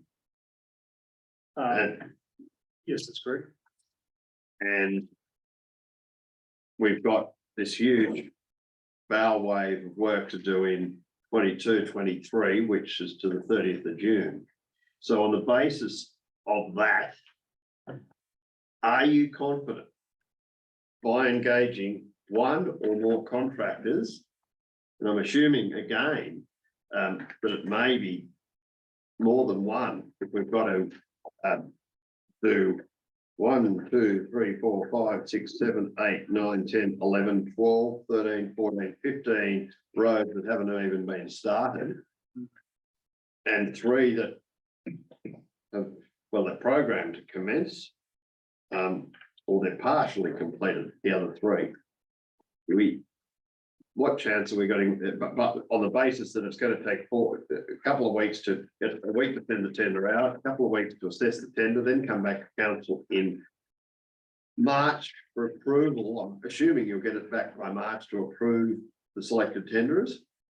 Look, that's through the chair, that's certainly the intention of trying to attract, and it could be multiple providers that would be engaged to do the multiple roads, and recognising that the timeline is very tight. So you've got 3 months to complete all those roads. What chance is that? And have we got an extension of this, or have we applied for an extension if we don't actually get this done? Well, through the chair, I think it's like a lot of numbers again, whether it rains or it doesn't, is another impact. So I mean, look, that is the intent, or that is our goal to get it achieved by 30th of June.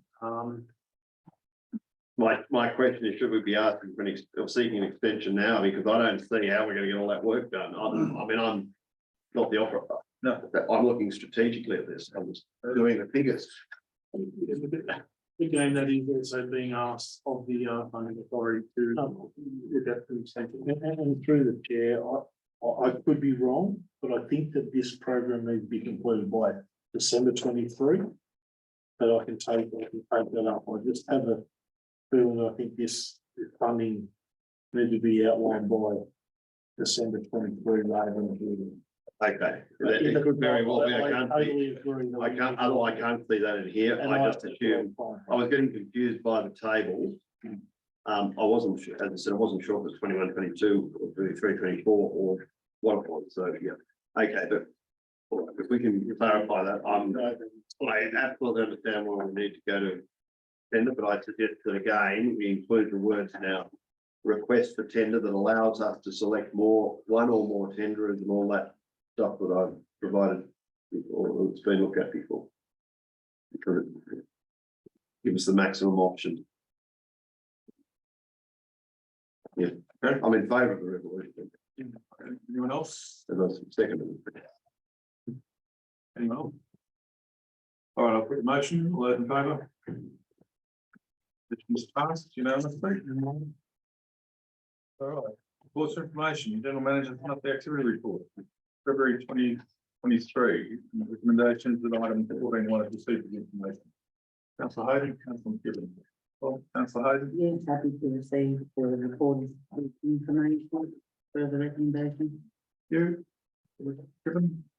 I'm happy to second it, Mr. Mayor. I just have a query in relation to page 116 and 2/3 down the page, land development opportunities.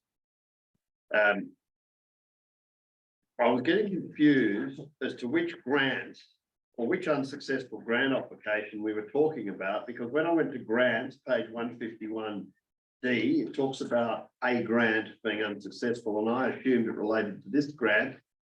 I just seek clarification on that. I did raise it in my email in relation, and I was a bit confused with the response of the grant. It just didn't seem to gel, so I guess you can provide clarification. So through the chair, we did try and respond to you, councillor. There is the Regional Infrastructure Fund, which was a fund that was put in place by the New South Wales State Government for the regions of Newcastle and Wollongong. After much discussed, for lack of a better word, from the rest of regional New South Wales, the state made a consideration that they would consider extending the funding to those councils that had positive population growth under their population provision. That has yet to be authorised, so we don't have the capacity to do that. So we're moving towards a tender for those two projects, which has already been resolved by council. So do we make an application under that fund? We never had the opportunity to make an application. So we don't have an opportunity. That's why it never appeared in the grants report. Correct. Okay, So this is the Regional Infrastructure Fund, and the Housing Fund grant is another one. was one that we applied Yes. for our strategic planning processes, which was unsuccessful. We are meeting again with the grant authority tomorrow to run through our housing shortages and the issues that we're having, and regions want to talk to us about how they can potentially help doing that. So that is tomorrow's consideration with that funding authority. So hoping for round 2 to look at another application. Okay, so at the moment, we will We're proceeding with our land development opportunities, residential and industrial. and industrial on the basis that we're going to have no funding, so we're just proceeding ahead. So council has given me the authority to put the tender out, and that's it. So once the tenders come back, we then have a look at what opportunities they possess and what that looks like. Thank you for clarifying that, Adrian. As I said, I'm happy to second. Councillor Tucker. Thank you, Mr. Mayor. Just one question for the GM, page 121, the third last item, Darryl Rollins, Crown Land, 36 foot back. I was just curious to know whether, I know a number of years ago, Crown Lands were interested or hoping that they could get agreement from council to close a significant part of the 6 foot track and keep it for walkers and emergency vehicles only, and I'm wondering if they are reinstituting that issue. Through the chair. 90% yes. 10% is, let's do a SWOT analysis about what that looks like with all the authorities who have a role to play in the 6-foot track. So that is where it's up to in regards to that meeting. It was, let's go back and have a look at that on whether there is any merit to that. So it's Currently, possible there may be something come back to us, if that process decides it's a good idea. As I indicated to all those people on that meeting, council has the ownership over that road, and as the owner, if that's what council resolved to do, that's what we will instigate, but at this point in time, it's a public road, and there's significant ruts and damage on that road, and council has purposely not done too much in that because of previous issues that are had in that location, and we don't really want to maintain for very but little. no. Yeah. That's right, yeah, private residents, Okay, so we may see more. you may see more. Okay, thank you. Anyone else? Councillor McCarthy? To the general manager, part of Damien's report says that we're engaging with someone to start doing the scope of works. Shouldn't the council have been involved in the scope of works at the start of it? We're through the chair, which, Well, in Damien's report, But we're not. compared to the land use strategy review, which we were supposed to do in 2022. We're not out his report yet. Gary. Well, Should have listened. Anyway, shouldn't councils be a part of that input into that part? so council has resolved to go down a complete strategic planning process, the review of that. Yeah. As part of the scope of work, we are looking for consultants to come in Yeah. and do that complete work. As part of their role, once they've been engaged, we will do exactly what you are seeking. The engagement from council about what they'd like to see as part of the review of those strategic documents. The scope of works is setting out council expectations and needs from a strategic plan process from the start. So a new set of plans in relation to a housing strategy, a rural land strategy, and the associated documents to turn into a complete land use strategy to go into a new LEP. That would be that's the scope of work we're talking about. What's in each individual plan will be formulated with council's support upon the instigation of a consultant to come in and do that. Okay, my concern is that it's going to get out of our scope and we should be involved in the initial brief. Sorry, Through the chair, what would you like to see? council involved what they want to see achieved. That should be in the brief. The brief to the consultant, anyway. So the brief to the consultant that we're talking about is to engage a consultant to do that work All right. Fair enough. with council. Been through 2 LEPs, the last one, we didn't have the input, the first one we did. Thank you. excuse me, Mr. Mayor, aren't we on 14.1? Yeah. But then why are we talking about 14.2? Because Can we please move on and vote on 14.1 as a point of order? I asked that question before. Councillor McGill. Thank you, sir. I'm sorry to address before, noting the nature, and it's noted on page 121, that there was a confidential briefing on the 31st of January 2023 on 2 issues, and there has been an update noted on the 8th of February 2023. Is the general manager intending in confidential to provide a brief to councillors? Although it's not noted on the confidential agenda on the 2 items then. Through the chair, I'm happy to provide a confidential brief to council in confidential. That's right, it's not listed on it, but I would ask for confidential if it be included as an item. I'm happy to do that. Both those if possible. Also, I was just at the 9th of February 23, I'm sorry, halfway down, bit over halfway down to 121. We're obviously always very interested in the what happens to Central West Forestry Hub, and I didn't ask the mayor because I know he attended as well, but any update on that as to anything we should be aware of? Through the chair, there was a number of things discussed at that meeting. What probably the most relevant to council is the hub committee resolved to put the report that it did in Business case of the railway. Yeah. business case for the role. And they needed to be pushed. So then, well, if you recall my question of the component of truck movement. So that has now been released to the public or will be released to the public. It'll be on the Forestry Hub website. And it's a document that shows that there should be further consideration by government and private industry to reenact the current alignment. However, it'll be up to government and private industry to do that. Well, it might be the current alignment, but get you alignment. Yeah, Using a current reserve. using current reserve, sorry, yes.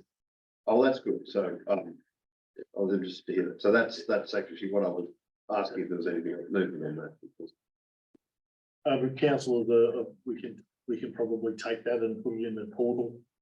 yes, that'd be great, thank you. That's all for me. Else? All right, I'll move the motion. Any all in favour? Yes. Passed unanimously. Item 14.2. Monthly activity report for planning developments. And recommendation of item 14.2 is received as information. Councillor Hayden, Councillor Trimbar. Councillor Hayden. Yes, it's the following report, happy to move it, thank you. And I'm happy to second it, thank you. Councillor Graham. Can I just, note, that needs to be corrected in the, we had done this, planning and development matters determination December 2022, fifth one down. Not that address. Has been correspondence. Damien. It's 913 and 911 are two different places. You can't approve it without the owners knowing. It had had correspondence on it, but it needs to be corrected.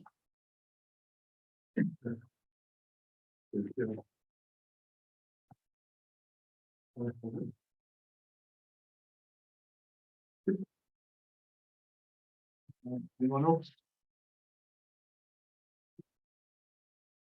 Yep, to Damien, are we concerned about the amount of DAs that haven't been determined?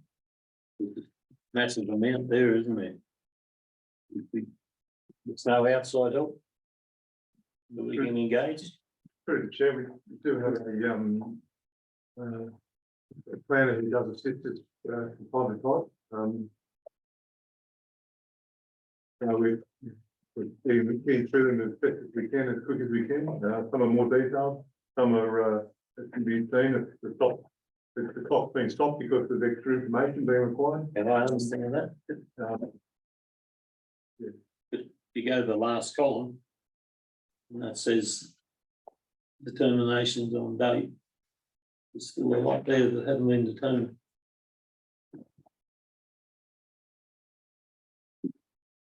Some of them expand back to September.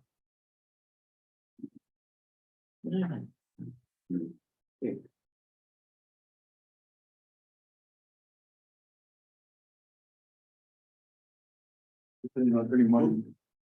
I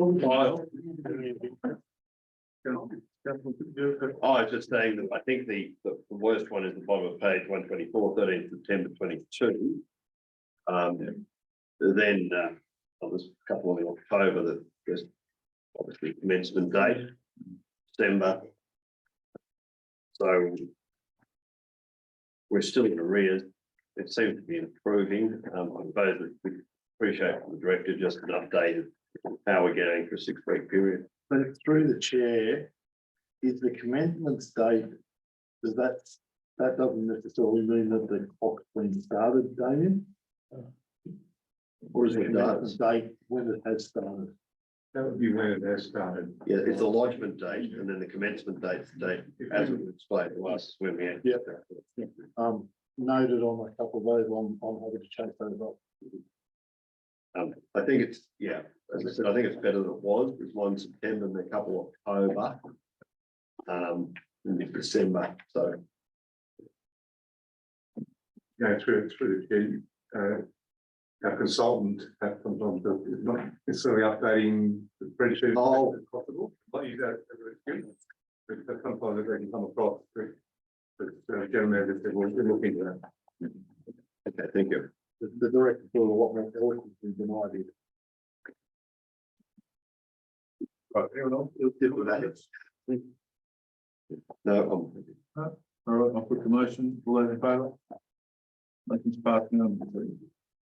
Mac, the monthly activity report for technical services. Recommendation of supporting. Please receive the information. Councillor Hayden, is second please. Councillor Gibbon. Councillor Hayden.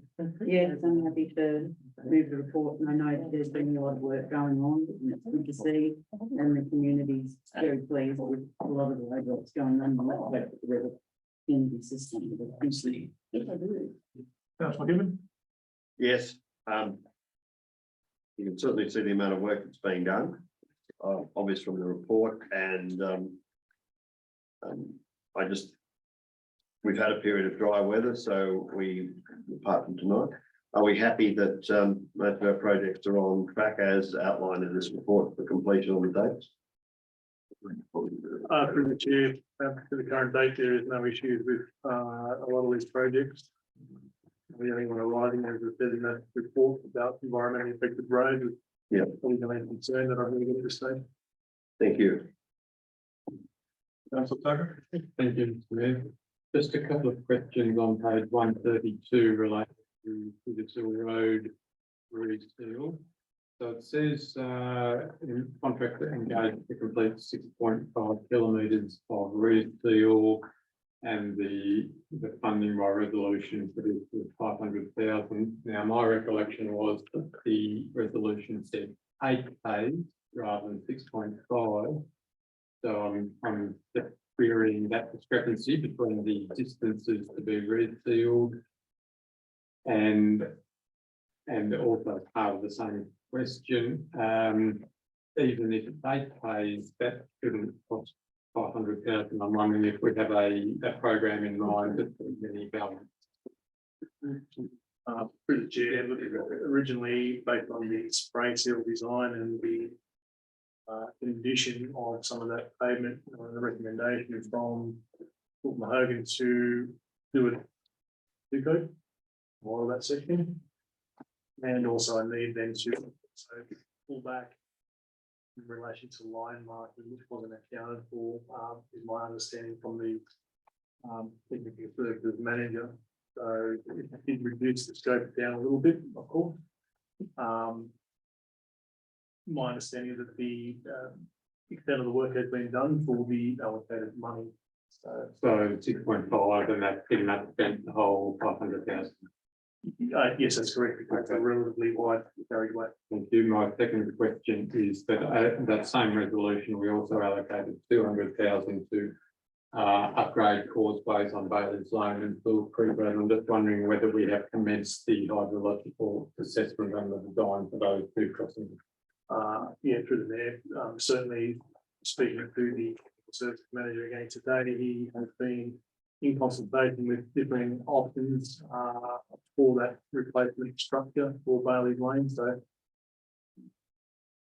that at this stage hasn't been decided because there's been no fixed costings. I'd like to certainly make that determination. And again, certainly we need to be looking at the behaviour at that location with regard to the water, whether it be a number of structures, I suppose, one being a bridge, potentially would then require the uplift of the road on the southern end to that approach to that. So we have commenced Bailey's. No. No, so that's in relation to Bailey's Lane with the 200.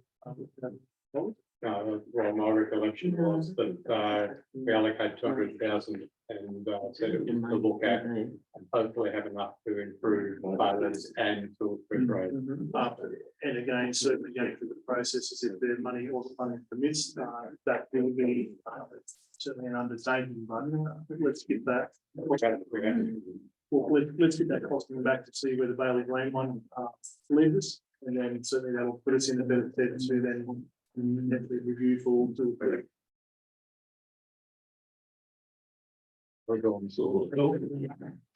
Anyone else? To the director, when do we envisage completing the, first stage of Lowe's-Mount Road? There's a lot of head walls there, they've got boxing there. The water's not flowing through them, so therefore they bypassing that. And they're scouring the ground. And a lot of them that have been boxed seem to be sitting around the wrong way. And you see that the one there that was faced the dirt, there's a whole lot of rubbish and the road's just eroded away. I know you've got a restraint on that we don't have a concrete in here, but is there someone we can outsource that can possibly do that work? Well, I can't suggest anyone, but we had someone provide us access through their property. And they tell me he's a concreter, so I'm just wondering if there's a shortage of staff out there, can we have a look at different contractors that are available to get these works completed? Yeah, through the chair, you certainly are right. We don't have a dedicated concreter on staff, and that has been the case for some time. And again, certainly not envisaging the extent of natural disaster being the other case, combined with other priority projects happening at the common, where concrete and external contractors have been engaged.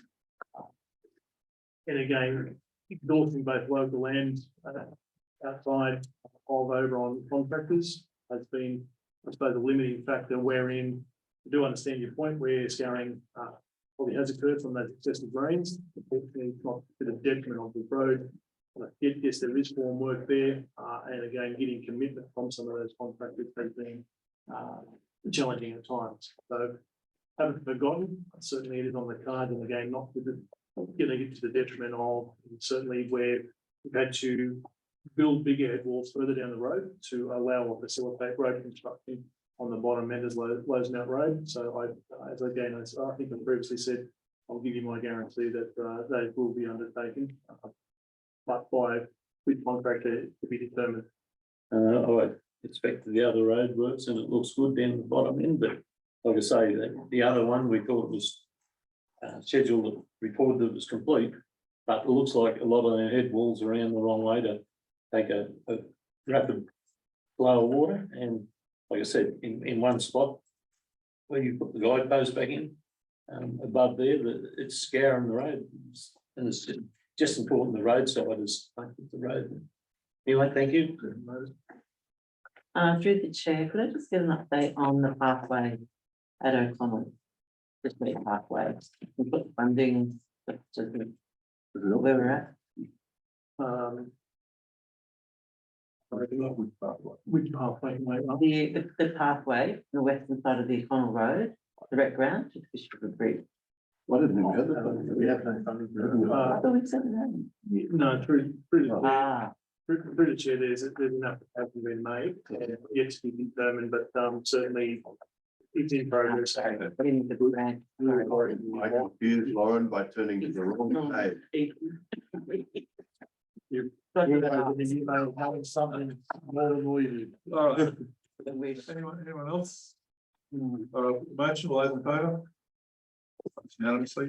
14.4 is the Services Monthly Activity Report, and the recommendation is 14.4 is received as information.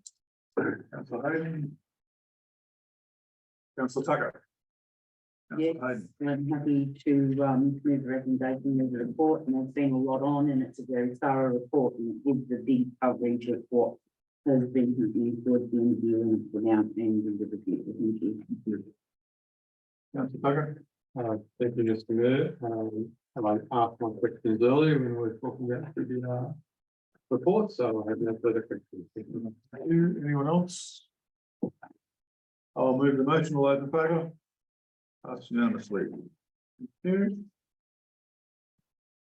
And statement of investments, item 14.5, recommendations, councillor to report item 14.5 as information. Councillor Hayden. Councillor McKibben, Councillor Hayden. Yes, happy to move the recommendation. It's nice to see finding little rides there and just thinking. Yes, I'd agree with that. Note that some of our investments are locked into that July at lower rates, but things should get better from there. Anyone else? With the motion, all those in favour? Unanimously, thank you. Grants monthly update, item 14.6. What 14.6 receives that information. Councillor McKibben, Councillor Hayden, Councillor McKibben. Thank you, Mr. Mayor. I'm happy to move this, the recommendation is support be accepted by council. I have a couple of comments. The general manager has clarified 151 D halfway down the page. I'm just going to page 152C. Maybe it was misunderstanding by me. I thought the construction of the pedestrian bridge, and if it's under C, had actually been approved or been funded by Transport for New South Wales, only the feasibility study. At this point, I did happen to speak to the landholder on the western side, who actually said he hadn't, or he or she hadn't been actually told that there was going to be a pathway there. I don't know. I understood there had been a discussion, but I was just sure there hadn't been a discussion. Maybe we should, if we're going to proceed with this, that we need to have a discussion. Through the chair, there was previous conceptual discussions originally, so not to confuse that with that particular discussion, but with that landholder. So how long ago was that? Going back a couple of years, that one, but Okay. But again, look, this particular application makes reference to within the current road reserve on the shoulder, so it doesn't affect that particular landholder. Now, I'd be surprised if you could fit the 2.5 metre without affecting the table grade, but that's, I'm not getting the operation. No, the chair, you're not, but I'm sure the $500,000 project will outline that quite substantially. Yeah, I mean, anyway, leave it till see whether we're successful or not, but then there may have to be a considerable amount of work done, but do we know? No, second, yeah. Before discussion, please. Well, He's speaking. I'm speaking to it, and I'm just asking some questions on it, which I'm entitled to do. No, we can quite probably do that. I want to So,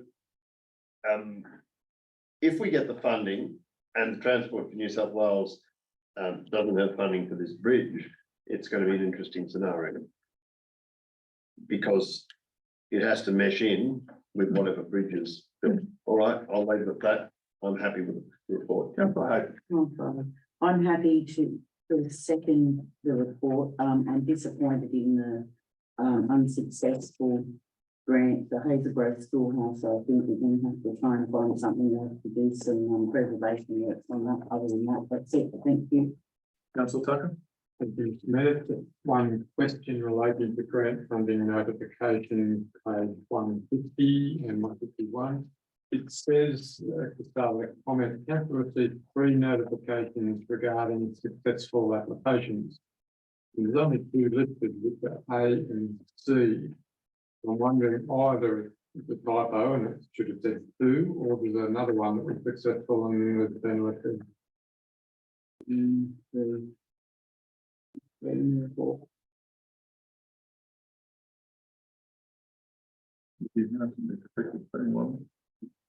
and out.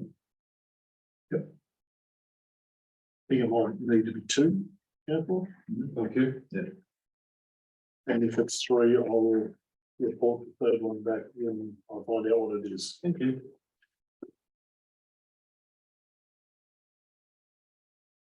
Anyone else? Put the motion all those in favour? Unanimously. 14.7, water and sewer plant, recommendation is that the 0.7 is received as information. Councillor Hayden, Councillor McKibben, Councillor Hayden, Yes, happy to use the recommendation. Councillor McKibben. I'm happy with the report and if I have a second, but I just note that there seems to be a considerable amount of plan upgrade and proactive maintenance carried out in the last three and a bit months, more than usual, is that correct? Yeah, certainly there's been some additional, those undertakings about existing infrastructure and performance, which was not unusual. Given these pumps, and I like run 24/7 a lot of the time, we've got a duty pump and a standby pump. Yeah, a lot of them have done a lot of service, so recommendations from some of the technical, external technical contractors that have done reviews, have recommended, certainly replacement of some of these items. So, There's a lot of alarms, breakdowns, etc. Through the chair, I'd rather vote for alarms for. Oh, absolutely. No, but the alarms continually going around. You wonder about the viability of the equipment. Chair certainly not uncommon with different elements that trigger those type of things, and can be triggered from Water New South Wales, for example, for the water treatment plant, not as a result of our internal failures. So we're happy the plant and equipment's in good working. Yes, that's correct. Yours? Motion all in favour? That's unanimously. All right, 14.8. That's the council resolutions. Recommendations, report 14.8 of received information. Councillor Given. I'm happy to move it, but I have included a number of comments already from the general manager, which I think is acknowledged. Yeah, through the chair, the status report is known that it was, so for the last 3.5 years, council have been putting matter close next to certain things, they appear in the report. A new system has thrown a little spanner, I'll say that. We've now resolved that. Thank you for bringing that to our attention. We will reinvigorate that status report to its proper length with the appropriate information attached to it in March. Given it's a report for information, we consider that we'll acknowledge that in March and put those back in. Put those back in where the matter closed and they don't appear in. Correct. So it's purely a matter of closing out them appropriately. It's a new system and that was given how that system is operated, which we are very happy with. We're having some difficulties. We've had, this one was a good one. So thank you for raising the comment and that's how we chose to involve it. Thank you, gentlemen. We're happy to second that, and I don't care about the closed projects, because it means they're done. Well, you Through the chair, by closing in, we provide council with some information. the actions of what has happened with closing. We want to. And Any more comments? Put the motion, all those in favour? Unanimously. 14.09 we've already done. There is no urgent business.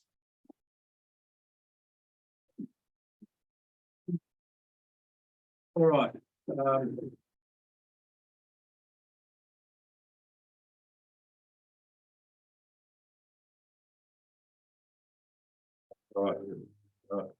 In accordance with Local Government Act 1993 and the Local Government General Regulation 2005, in the opinion of the General Manager, the following business is of a kind as referred to in section 10A2 of the Act and should be dealt with in part of the meeting that's closed to the media and the public.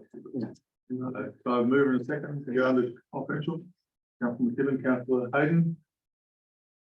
All those in favour? is that your proposal? Not everyone. Good night. Good night. Going home to look at a now called riparian watercourse, but formerly known as Richards Park. Just don't get washed away. Do you do your break first or do this? Do we have a 5 minute break? or Yeah, how long? we can have a break. We have a 5 minute reclaim. Are you? Yes. Still area, We got, we hadn't noticed. we still. During the time that recording was stopped, we undertook a confidential business and the sewer discharge fee write-off assessment 123700016 was considered. And the resolution is that council write off $4,530.68 of their sewer discharge consumption fee for assessment 1237016. 2, pause interest on assessment 1237016 for a period of 6 months and enable an appropriate payment plan to be arranged. I will now declare the meeting closed. Thank you, councillors, and thank you those who attended remotely. Next ordinary council meeting will be held on the 21st of March 2023, commencing at 5:30 in the Oberon Council Chambers. Thank you. Thank you.